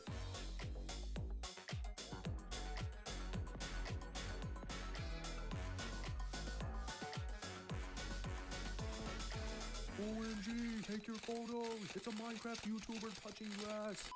All of this was fun and games, and it went on like this for quite a while, until about 40 hours in when I realized there was a potentially disastrous problem approaching. Basically, when I saw the lockdown life video, I calibrated the Ender Pearl timer to take about 50 hours, thinking that would be plenty of enough time to get to the edge of the world. However, I'm going to the corner of the world. And for those of you who have graduated to 8th grade, you would have learned about a little something called the Pythagorean theorem, which basically says that going diagonally to the corner is much, much further. In fact, it's 1.553 million blocks further. So we might have an issue with the Ender Pearl timer. If it activates before I get to the edge of the world, then all my effort would have been for nothing because of one simple mistake of not making the timer long enough. And so with that thought in the back of my mind, I continued to travel for hours upon hours, wondering and hoping that this wasn't all going to be wasted.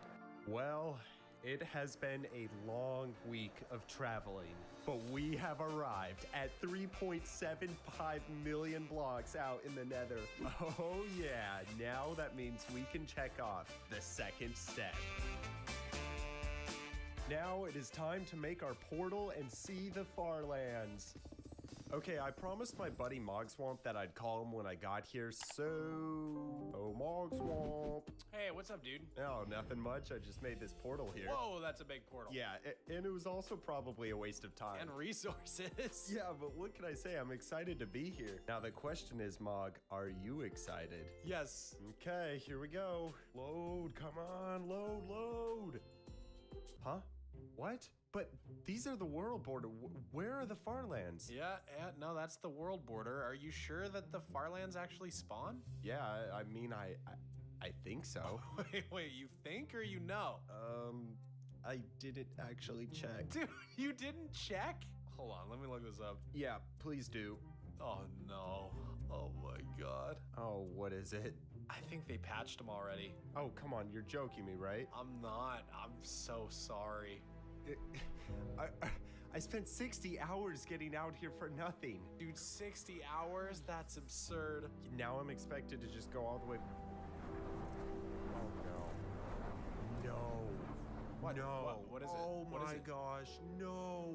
That timer that I set for 40 hours, it would have activated by now. Oh my god, dude, you're stuck at the world border. So this was extremely bad. Not only were the Farlands non-existent, but also the Ender Pearl that I had thrown by now would have activated, and because I was in the Nether when it activated in the overworld, it would have been wasted and not teleported me, meaning that my one shot at getting back was lost, and I was stuck 60 million blocks out in my world. Because it's hardcore, I can't die to get back. I had already used all my fireworks and elytras to get here, and end portals might have worked at getting me home if they spawned this far out, but they don't. That Ender Pearl was truly the only way home, and because of that, my hope was lost, and the memories came flooding in. All the close calls, builds, good times. It is done. The bad times. Everything was lost to a simple mistake of me getting stuck at the edge of the world. What a tragic way to lose it all. And the worst part was that all of it was for nothing.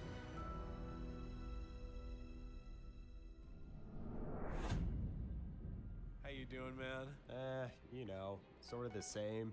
I'm still mad that I couldn't even find the Farlands. Well, I was actually thinking about that a bit. Yeah, and? All right, hear me out. What if, because you couldn't find the Farlands, you build the Farlands? Oh my gosh. That's actually a really cool idea. I'm gonna do that. I am going to do that. But I'm still stuck at the edge of the world. Yeah, I forgot about that. That's tough, man. Dang, that would have been so cool as well. Yeah.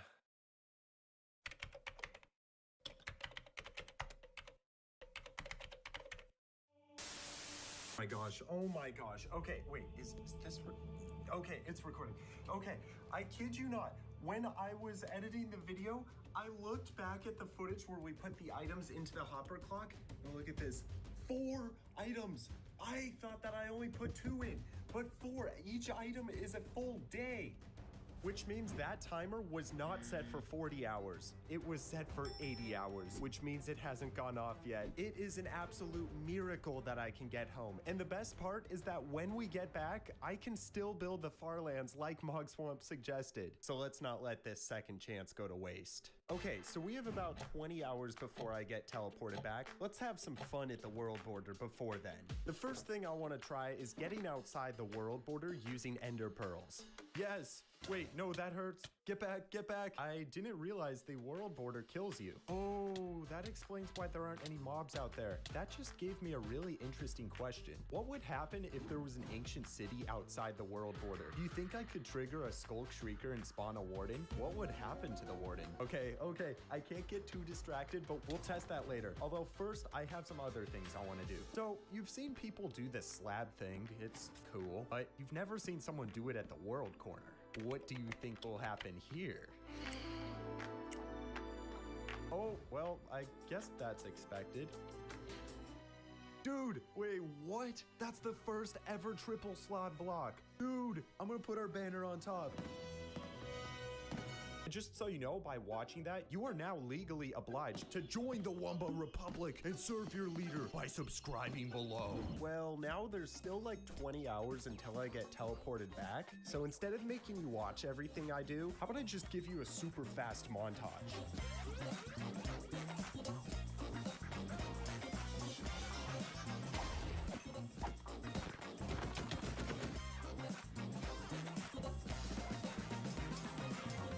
Awesome, so I killed some time by finding this pet horse and building this house, and now I want to answer the question about spawning a warden outside the border. And that's why I am currently searching for a shrieker that is outside the border. Okay, I think I found one. Now we just need to mine down and get to it. Oh, I hate this. I am terrified of the warden from what's happened in the past. To Ender Pearl out there, and then jump to trigger the Shrieker for the first time. All right, here's the second time, and the third time. Anything? Anything? Hey, I think we're good. Yeah, we're good. No! Oh, no. Okay, it is time to go. It is time to go. Oh my gosh. Oh, block. Okay, I think we're good. I think we're good. Oh my gosh. No, we are not good. We need to go. Oh my gosh. This is bad. This is really bad. Oh, what is lava doing? Oh my gosh. Run. 3 hearts. I'm literally going to die. I am actually going to die. No. Oh my gosh. Totem. Okay. Oh my gosh. No. My gosh. Block out of here. Ender pearls. Okay. I'm going to try to Ender Pearl away from the warden. Where is he? Oh, he is right there. Oh, okay. Ender Pearl. I think we're safe. Now I need to get out of here. And also, that's everything I wanted to do out here, and the timer is about to go off, so I think I'll just AFK in a pit until it does. Don't worry, I will record the whole thing so we don't miss it. Whoa, wait, did it work? Yes! Oh my gosh, finally! I can finally check off the third step. Let's go!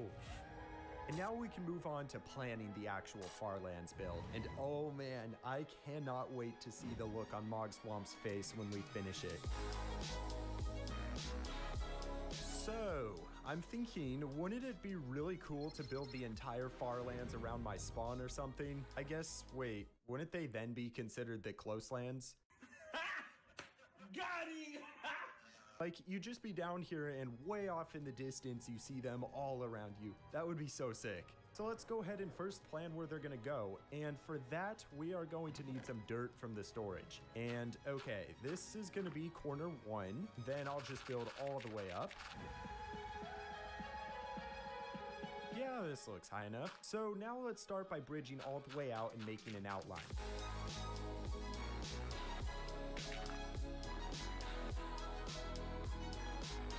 So that looks decent, but oh my gosh, that's just enormous. How the heck am I going to build this? Probably gonna want to start in a corner, and let's just make this out of stone. Then we can sort of just mark everything, and I have no clue how to do this. Allow me to introduce you to the section of the video where I realized that building the Farlands was not gonna be an easy task. But I was desperate and in search of answers, so I went to Discord and messaged one of the best builders I know. Hey, Wumba, what's up? Say hello to Davdi. I said say hello! He is one of the best builders I know and has made some just jaw-dropping creations. Hey Davdi, so to cut to the chase, have you ever heard of the Farlands? Yeah? What if I told you I want to build them in my hardcore world? Bro, are you crazy? Maybe? that a compliment? Anyways, I talked through all the details with Davdi, at which point he agreed to offer his help. So with Davdi on board, it was time to get started. The first step to build anything large scale is to have a reference photo. When in doubt, you can always go back to it, and in our case, this is going to be our inspiration. Now, the next part of this is going to require some Minecraft land generation explanations. So when Minecraft generates land, it uses something called purlin, which is basically a pattern with like squiggly lines like this. And back in the day, this was how the Farlands were created. As you can see, the patterns are similar. So you're saying there's a purlin command in Minecraft? Yeah, it's actually really simple. If you say so. Okay, I can work on the purlin if you make the size. Yeah, I like that more. When Big Brain Davdi was testing some different purlin patterns to find one that was closest to the old Farlands type, I mapped out the size of the build using diamond and gold blocks. And this is the same size as the square we made in the hardcore world. Ooh, I think I got it. Whoa, oh my gosh, that looks really good. Thanks. I'm thinking we can stretch this along the whole side that you just made. Wait, can I please do the command? Okay, sure. Okay, I got the first position, and there's the second. Then you're saying I need to do the command? Yeah, you go ahead and just hit enter. Whoa, bro, this looks so sick. Yeah, it really does. But we're probably gonna need to come in here and there and hand place some blocks.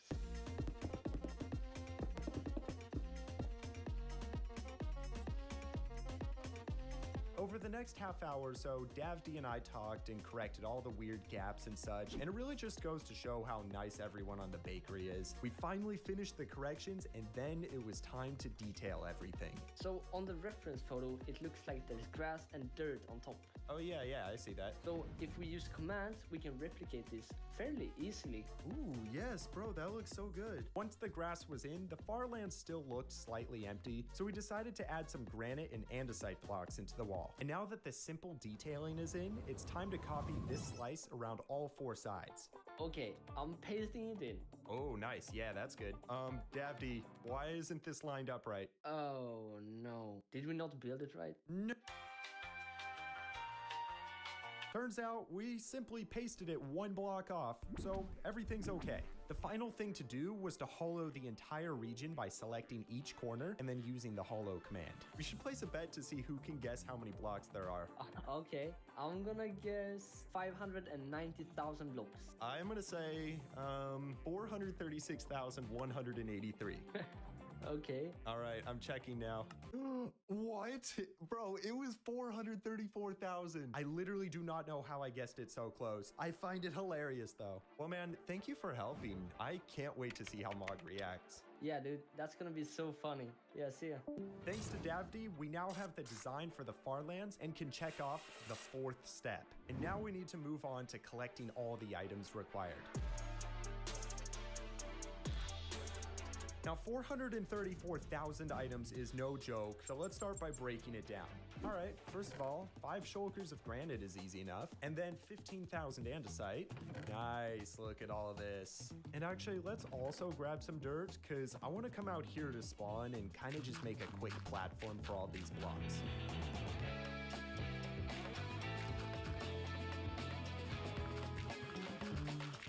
It's nice, those are the first 2 items checked off. Now we need 59,000 dirt. Let that just settle in for a moment.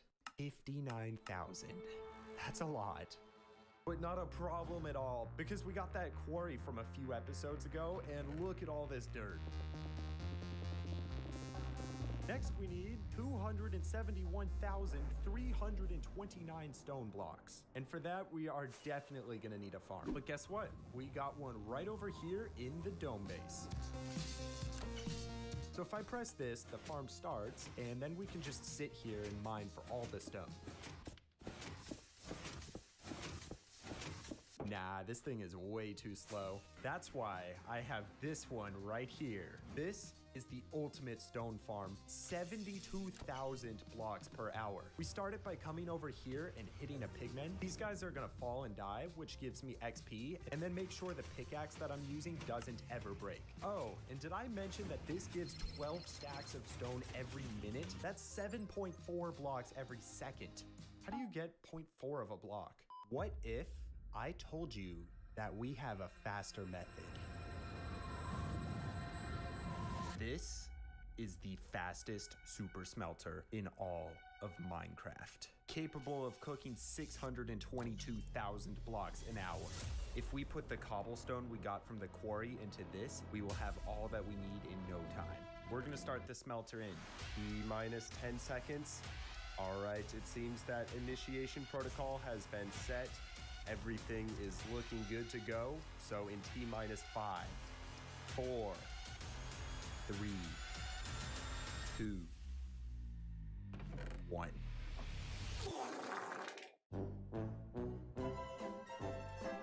Somehow the entire super smelter broke. I literally built it 1 episode ago. As much as I wanted to show off to you all with this smelter, it looks like karma got the best of me, and now I'm stuck at the stone farm for the next couple hours. Well, here we are. I let the farm run overnight, and looky here, that has got to be enough stone. So that means we need just 1 more item, and that would be 80,000 grass blocks. To be quite frank with you guys, I have no clue how we're going to get these. Okay, so I found this interesting grass block farm. I guess the way it works is that because Endermen have the ability to pick up grass blocks, you can then have them do that and then kill them and then collect the blocks. This is the farm here, which looks pretty scary, but breaking it down, we should be able to get all the materials pretty quick.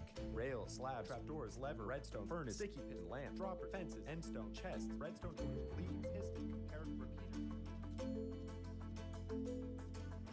Really nice having a storage system with every item in the game. And then next we actually have to build it, and for obvious reasons this is an Enderman powered farm. It's got to be in the end. And nah, let's not go there. Okay, over here looks good. So then I just gotta follow the blueprint of this farm until it's finished. Oh dang, I forgot Endermen are gonna start spawning. Move. Oop.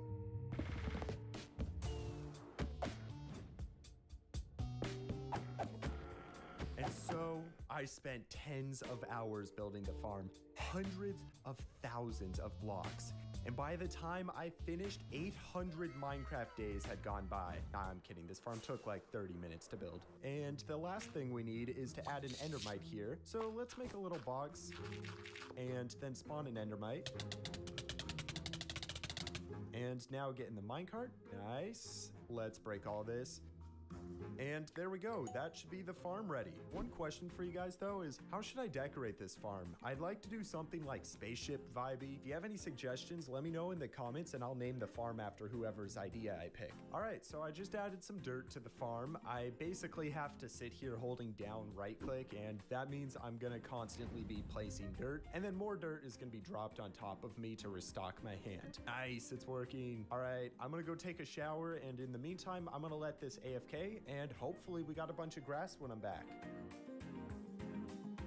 Okay guys, it's been 10 hours and I just finished my shower, but let's actually see how much grass we got. I'm betting there's gonna be like 10 shulk,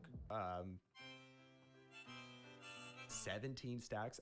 Are you kidding? So turns out I built the farm incorrectly and it broke. Now, no hate to the creator at all. This would have been a great farm if I had built it properly, but even when done so, it would only be like 750 blocks per hour. And if I need 84,000 grass, then that would mean I would have to AFK here for a grand total of 112 hours. That is not going to happen. That means we must move on to plan B to obtain this grass. That would be the classic method of literally just mining out an entire plains biome. So firstly, we're gonna need a butt ton of shovels. I have all these netherite shovels here from a video that I haven't released yet, but these are gonna need to be enchanted first. So...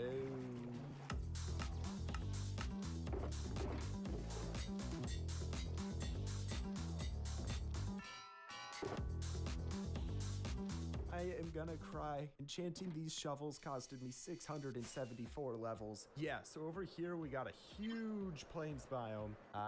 It's time to start. I wish I had more to say, but all I was doing was mining grass. So how about I give you a mega edited montage instead?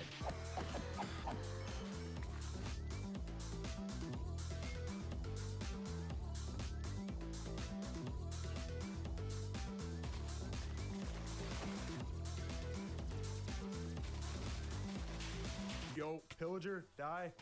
Why are you angry with me? Your friend is the one killing you. And there we are. That is the 50th shulker of grass filled up. Honestly, that wasn't too bad. And now I gotta move all these to the platform. Oh, also I forgot to move some of the stone over, so here are those shulkers.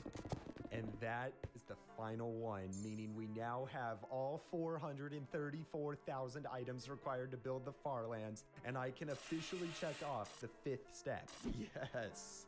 Oh, yes.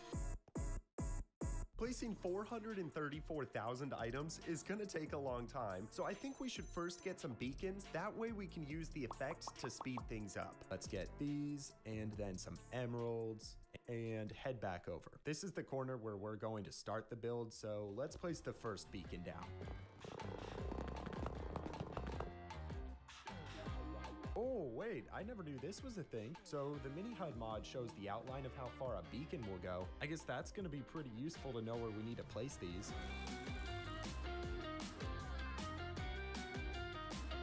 And I just ran out of emeralds. Oh my gosh. Okay, time to go to the raid farm.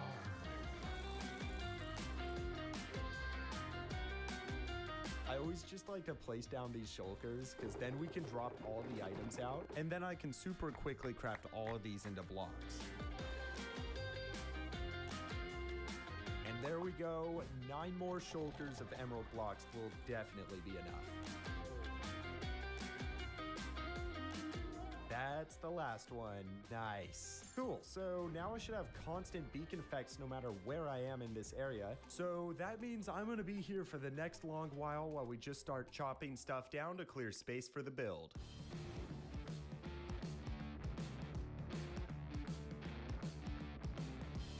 All right, at first it was kind of tricky to know which trees I needed to chop, so then I got the idea to actually use the blueprint for this early, and basically any of the trees inside of here need to go. And for anyone curious, this blueprint mod is called Lightmatica, which basically tells me where all the blocks need to go. And now there is nothing else to do than chop some lumber.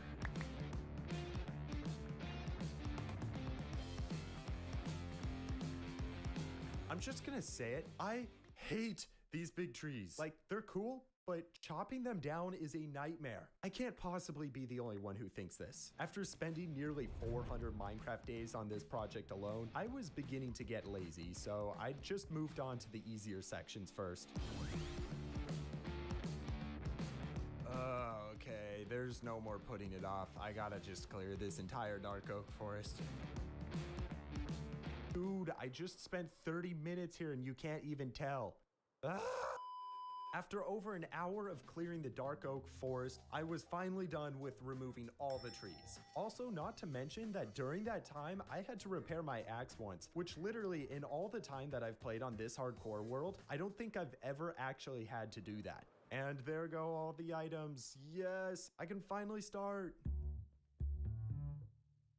Oh my gosh, I'm surprisingly excited for this. We got all the items, the land is prepared, and now the only thing left to do is build. Firstly, I want to officially mark out the floor of the Farlands by coming into all the water spots and just placing some layers of stone.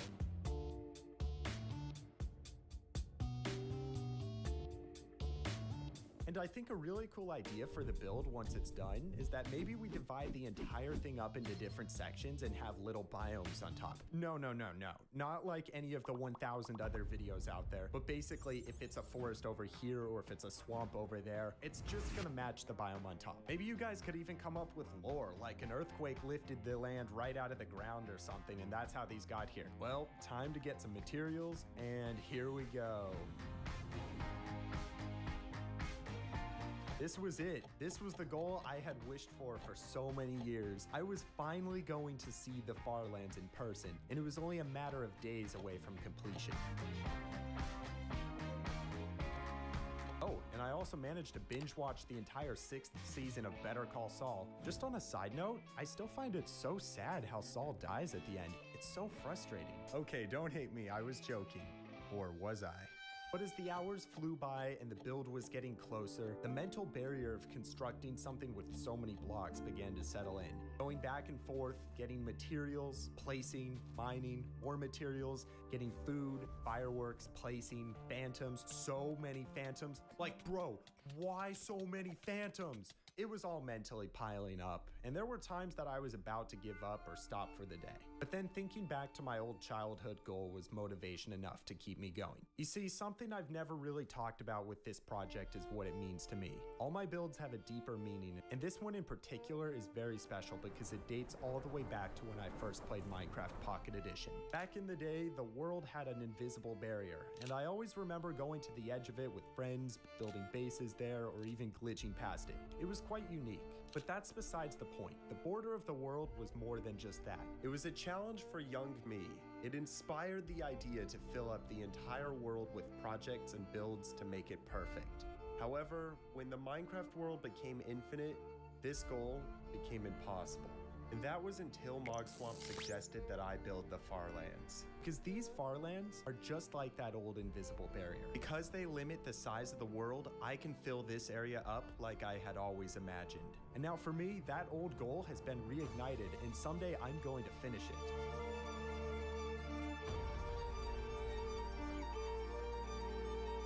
I really think that's what everyone needs. If you have a goal, find that one thing that will keep you on track. I believe it's essential to stick to your ambitions no matter what they are until you make them happen. And so with my goal in mind, the hours flew past. I wasn't going to let anything stop me.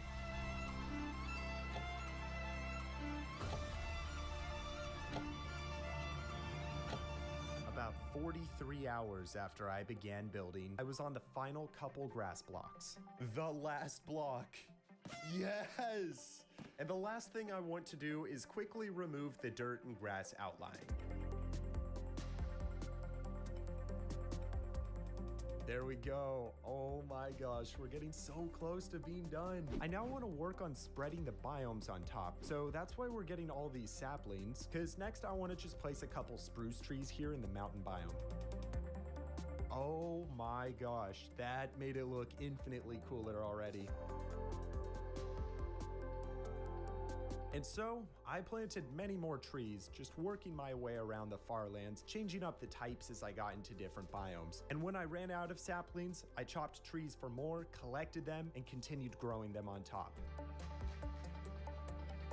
Very nice. Those trees are looking dope. Okay, the other cool thing we always see in the Farland photos are the water and lava falls. Let's grab some buckets for those. And then we're gonna come over here to the desert to grab some water. Why are there so many iron golems in the... What the? This is remarkable. I'm actually awestruck. Ha! What? All right, let me quickly fill all these up. That should be enough. And then for the lava buckets, let's just head over to the nether and through here. Then we're just gonna jump into here. You know what this reminded me of? Who wants to know the winning lottery ticket numbers? Here they are, 3, 4, 1. So yeah, if you use those numbers, you're gonna win the lottery. Let's take all these over to spawn again. And now to actually make the water and lava falls, I think I can just land here or something and then place a source. Yeah, that seems to work. So now we gotta do this around the entire place. I started by placing lava on the inside of the Farlands, then I moved to the outside regions. After that, I repeated the same thing with the waterfalls, and while I was at it, I decided to add some water to the swamp region of the build. That way it would blend a little nicer. When we show MogSwamp the Farlands, I want them to look as much as possible like the alpha Minecraft. And I'm pretty sure beacons weren't a thing back then, so let's make sure to remove all these. And sure, we could mine them away, but I think TNT will be so much cooler. So in 3, 2, 1. Oh gosh, that was amazing. This is remarkable. I have no words for how amazing this is. Wasn't that just the most cool TNT explosion you've ever seen? I know. That's why I made you see it 30 times just to make sure you wouldn't miss it. I then very quickly removed the rest of the beacons, and after that, I thought it would be neat to add a little village on top of the Farlands, as if it just spawned there or something. I made the pathways even fall into the lower layers as a real village would. And then once I placed the final block, I could officially say that I built the Farlands in hardcore Minecraft. Well, here it is. After over 150 hours of effort, the build is complete and looks amazing. Now we can get MogSwamp's reaction. Just before I call him, I should let you know that I installed some OG mods and texture packs to make the 1.20 Minecraft look just like the old days game. This will be perfect to give him the best experience. Hey, Mog. Hey, what's up, dude? Hey, so I called you because I wanted to say thank you for the idea. Wait, what idea? I don't remember. I didn't expect you to say that. You know what? Here, let me just show you. Here it is. Get ready. Dude, this is like OG Minecraft. Yes, and here are the Farlands. No way! What? Oh my god, I'm literally speechless right now.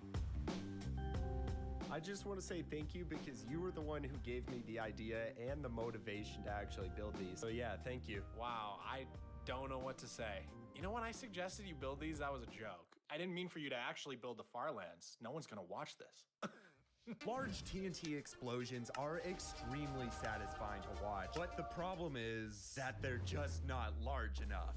So today, I'm going to fix that by breaking the world record for the most TNT ever exploded in Minecraft. And step one is to first spend 3 hours flattening this chunk of land where we're going to build this bomb. There we go. And this is gonna be huge, which means it might end my hardcore world. But if that happens, we gotta go out with style, which is why I am going to explode the TNT with the most insane chain reaction Minecraft has ever seen. There will be 27 levels of increasingly more complex mechanics, like sand falls and triggers pistons to beacons until it literally will order a pizza in real life. And then we'll involve this delivery man, Jason. We'll get to that soon because right now we need to make the shell of this TNT. And I just spent 3 hours designing this on a creative world, which now requires us to collect a huge list of blocks. Now the first couple ones are gonna be easy, like this white wool, which we can easily collect by crafting string up into blocks. And then the same for gray and black wool. Okay, but now we get to the ones which are a little harder to obtain, like these 3,500 blocks of clay. And yeah, I'm sort of out of clay, which is why we're gonna go to this lush cave where I can quickly breeze through all of this. And as I collect the rest of these, as well as the other blocks, I'm gonna tell you why I'm going for this record. Okay, yeah, I'll make a deal with you guys. I'll explode 1 TNT for every subscriber. I sort of made a promise that I now regret, because the channel now has 1 million subscribers. But I'm gonna be doing 1.3 million TNT, which will technically make it more powerful than a real-life nuke. Also, because my upload schedule is terrible. I'll explain all of that later, because I just collected all the items we'll need for the shell. And oh my gosh, collecting all this nether wart block was terrible. It took me 5 hours. But now it's time to start building. And I think if we first get 143 beacons, it'll be a bit faster. So,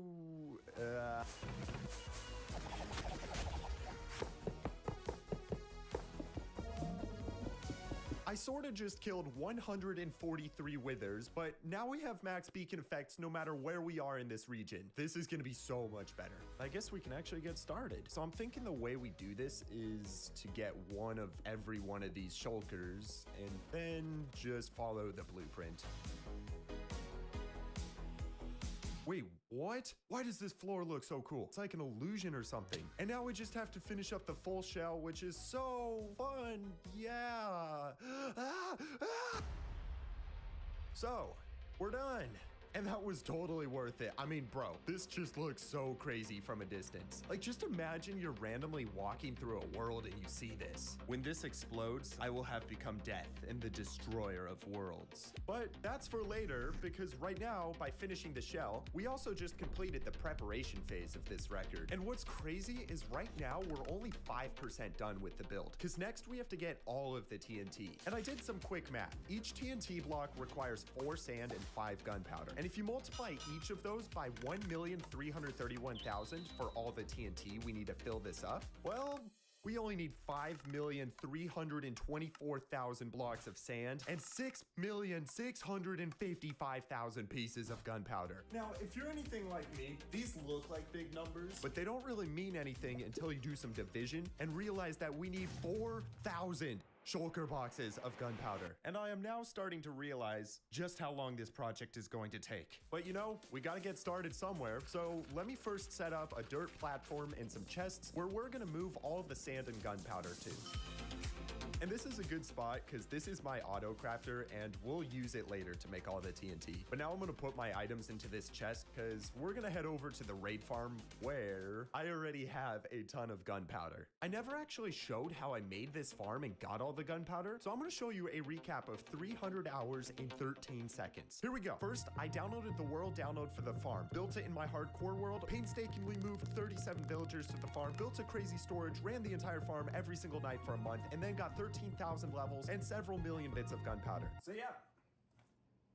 Now you're caught up. And now we need to move all this gunpowder back to the dirt platform. And for that, I'm gonna get a full ender chest so we can just fly back and put these here. And then we'll do it again and again and again and again and once more And this time. And this is really slow. Most of the time, I'm just spending flying back and forth between the bases, and I've only moved like 3% of all the shulkers. There's literally gotta be a faster way to do this. Wait. What if we used ender pearls with some redstone to teleport back and forth like every few seconds? That might just work. All right, we're gonna try this. So first we need a whole bunch of redstone items for the teleporter. And then I also want to quickly fill this shulker up completely with ender pearls, which we can quickly get from the Enderman farm. Yeah, look at all those guys. I'm gonna just AFK here and get some breakfast in the meantime. And now we're gonna build the redstone. So we're gonna need a water column tube for the ender pearl to float in. Then I wanna set up this etho clock as our timer. Yes, okay, so it closes the trapdoor and then teleports me. And then finally, we'll set up another one of these at the raid farm. Now, it's time to test it. I'm gonna put 2 stacks of items into the timer because I think that's about 1 minute of delay. And then make sure we have an ender pearl in the tube. Great. Now I gotta get to the dirt platform quickly before it teleports. And throw an ender pearl here. Perfect. Now, any second, I should be teleported back. Perfect. Now what I can do is get all these shulkers and... yeah, all right. I just have to make sure to throw another pearl, and as long as we do that every time, I should get teleported back and forth very quickly. Also, this whole video is the 1 million subscriber special, so I just wanted to say thank you so much. It is a dream of mine come true, and I wanted to celebrate, so I spent 8 hours hand signing all of these posters, and I put special numbers on them, so if you get the poster with the number 750, make sure to check the back, because there's a link to a secret Discord server, and I will also give you a house in my hardcore world. If the poster interests you, there's a link in the description. So there's good news and there's bad news. I'll give you the good news first. I moved all the gunpowder we had to the platform. The bad news is that I moved all the gunpowder we had to the platform. And it was not nearly enough. So I'm gonna AFK over the next couple nights to get the rest. But in the meantime, let's begin working on getting all 5.3 million sand we're gonna need. So I have an idea on how we're gonna get this. You see, in the past, we made this gravity block farm, which duplicates about 108,000 blocks per hour. And now that we got all this switched out for sand, let me show you. And I mean, this is pretty crazy, but there's a small issue. Even at this rate, we're still gonna have to AFK here for over 50 hours. My upload schedule is still as bad as it was 5 minutes ago, and I cannot afford to wait any longer, which is why we're gonna make more of these farms. So the way these farms work is they require us finding and mining out an end portal. So I wanna grab some emeralds as well as beacons. And then we're gonna also get some more ender pearls and craft these eyes of ender, so that way we can find some new strongholds. And I'm gonna just go far out in the world, and okay, it's that way. Let's go get it. I believe this stronghold should be right below us. There we go. All right, so I'm gonna set up the blueprint for this farm, and this will basically show how big we need to mine out for this room. But first, let's get a beacon placed so we can have haste.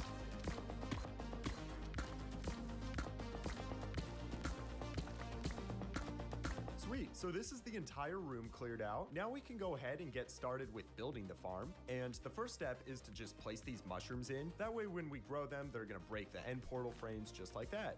Wait, what? Where is the... No.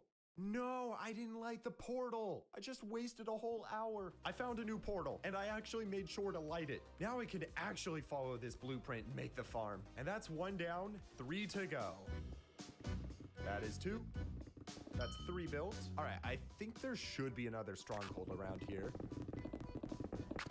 Oh my gosh, wait, actually though, I've never seen a stronghold in a deep dark. That is kind of sick. I'm gonna be a wimp and just find another one because I'm not gonna lie, the thought of a warden spawning when we're building it. All right, for real, this is the last one. We're finished with all the sand dupers, as well as we're also 13% done with the TNT build. However, we can't just run all these at the moment, because this storage here is kind of not even close to fast enough for all the sand we're about to produce. Quick math check, each one of the farms makes 108,000 sand per hour, and we built 5 of them, meaning we are about to produce 540,000 sand every hour, or an entire shulker box every 11.5 seconds. So you might be wondering how the heck we store that much sand. And the plan is that I have no plan. All right, so I did a YouTube stream and asked the chat how we could store all this sand, and we came up with this monstrosity. It is a ludicrous storage system with 6 shulker box loaders, ice roads, storage below, hoppers, chests, hoppers, paths, hoppers, hoppers, hoppers, and hoppers. You know, all the shebangs. It is good. So now we got to build it on the hardcore world, and I'm going to quickly gather all the items, like water, slabs, sticky paste, shulker, paste, ever, dispenser, redstone blocks, gunner, chests, speeder, honey, ice, give, comparator, oak blocks, you, torches, droppers, glass, dust, popper, observers, hopper, and black concrete. All right, yeah, this should be everything we're going to need. Now I'm going to just head to the end and then follow the blueprint. That's the main portion built, and now I want to make a lower floor here that connects all the chests together so we can access them. And now I believe we are ready. All right, so I'm turning all these farms on, and right now sand is just building up in the end. I hope it doesn't crash my world when I go through. All right, it's time. How fast are all these farms gonna be? What? Oh my gosh, that is so much sand. How much sand is this? Ooh, that has got to be a joke. All of the farms are running. I'm gonna AFK here overnight, and in about 10 hours, we should have all the sand we're gonna need. All right, it's the next morning, and it's time to check. Okay, in 3, 2, 1. Wow. Oh my gosh. Okay, now we need to move all of this back to our dirt platform so we can actually get crafting. And the way we're gonna do this is by throwing inventories of shulkers into the portal and then move them to the platform where we now have all the items. Now we're like 20% done with the TNT. Now we just have to move all this sand and gunpowder up there to the storage. Yeah, no, there's just no way that's enough storage.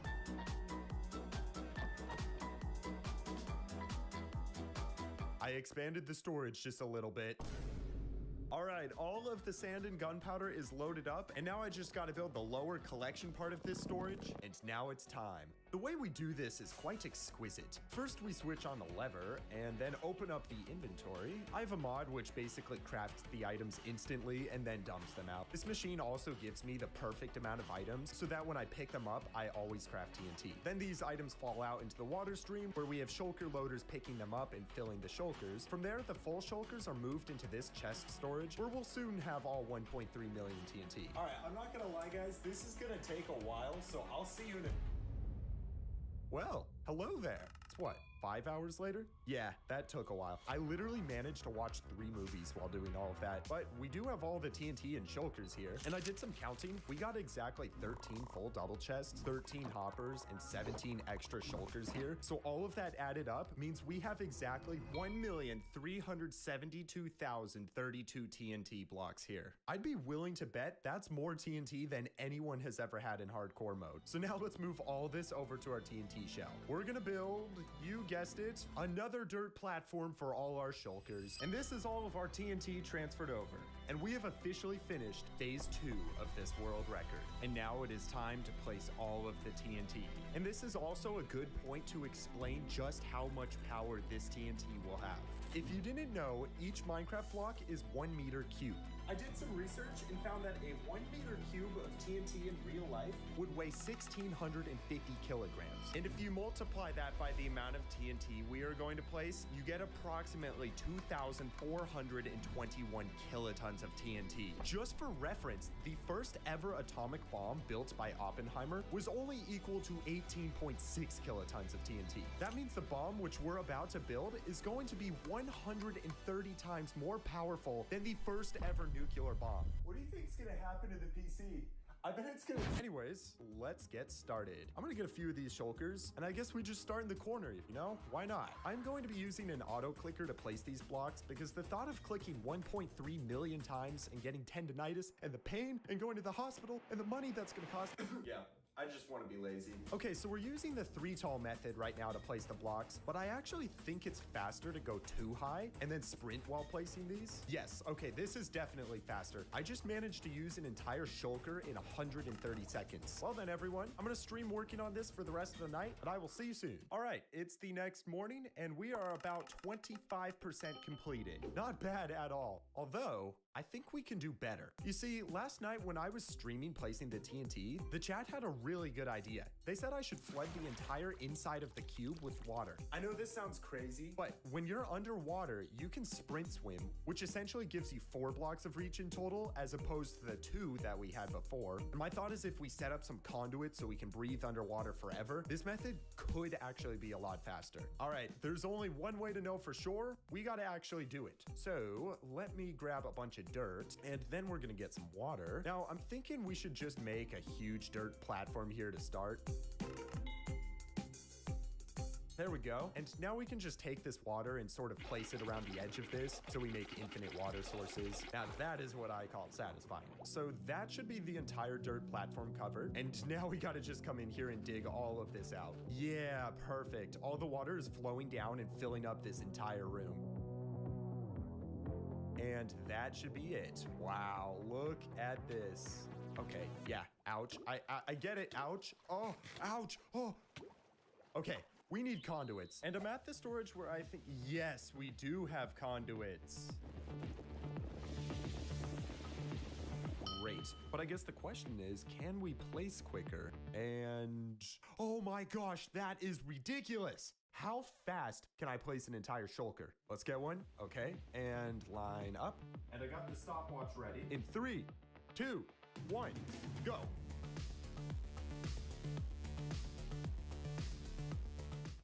Oh. Yo, 1 minute and 6 seconds to place an entire shulker. That is absurd. This method is too good. I'm actually having fun placing this TNT now. Like before it was boring, but this is just absurd. And so I placed TNT for hours. Because it was so repetitive, I was able to watch some movies, and the time was flying past. We quickly hit 100,000 blocks, then 200,000, and then 300,000 blocks before I got a new idea. All right, so what we're doing right now is pretty solid. We had the slow method, then we had the medium method, and now we have the fast method. But what if I told you there was a ludicrous method? The ludicrous method. I had so much fun making that dramatic. Anyways, I had an idea that if we could somehow get Dolphin's Grace, I could place blocks so much faster. But that means we need to get a dolphin in here. Although I don't think it should be too bad because we got this ocean right here. So step 1 will be to remove some of the roof so we can bring the dolphin in through the opening. Step 2, I want to go ahead and place some scaffolding using the auto. Oh my gosh, that was so fast. What the heck? Yeah, that should be tall enough. And now step 3, we gotta get the dolphin. Come here. Gotcha. I'm gonna call you Scavio. And step 4, let's get climbing. Hopefully he doesn't die. Wait, what? No. So apparently dolphins can't be out of water for more than 2 minutes. I got a new dolphin. Let's do this. This method better be faster. Yes, I got him in. Now I would simply start placing TNT, but the problem is the conduit effect doesn't work for dolphins. So if I took the dolphin on a lead underwater, it would eventually drown. So what we're gonna do is make some water breathing potions for the dolphin. I literally can never remember how to make a water breathing potion. Oh, that's right, it's pufferfish. Here we are, it's splash potions of water breathing. All right, let's try this out. Wait. No, I forgot to name tag the new dolphin. They say third time's the charm. Let's see if this works. Okay, he should be splashed with water breathing. And whoa, wait, this is so fast. I need to just get a shulker. There we go. Okay, time to test it. Guys, we just placed an entire shulker in 26 seconds. That is literally 66 blocks per second. We're actually gonna be done with this in no time. Bad news. I was working on the TNT when all of a sudden my PC froze. I shut it down, and now whenever I turn it on, I get this screen. I cannot express how frustrating this was. I spent a solid 3 days in real life trying to troubleshoot my issue. Why had it froze and stopped working? I had no clue. No amount of tutorials, no websites, nothing fixed my issue. So I took my entire PC to the computer store and gave it to the man who worked there, and then took the next couple days as a break. I got a call from him saying that he had fixed everything. Apparently my storage that had the hardcore world and a lot of other important stuff on it had stopped working. But he was able to save everything, and one new storage card later, plus $311, I was back in business working on the TNT cube. So we hit 400,000 blocks, 500,000 blocks, and the hours ticked up. I hit 600,000, then 700,000, until once again, the computer froze and shut off. It was the same issue, and I cannot express how crushing this was. I once again took it to the store, and this time the man told me that the new storage he had given me just 4 days prior was completely fried, and he could not save anything from it. This was the absolute lowest part of this project. I had just dumped $300, hours of my time, and lost so many important files on my PC. Plus, to make matters worse, my hardcore world was on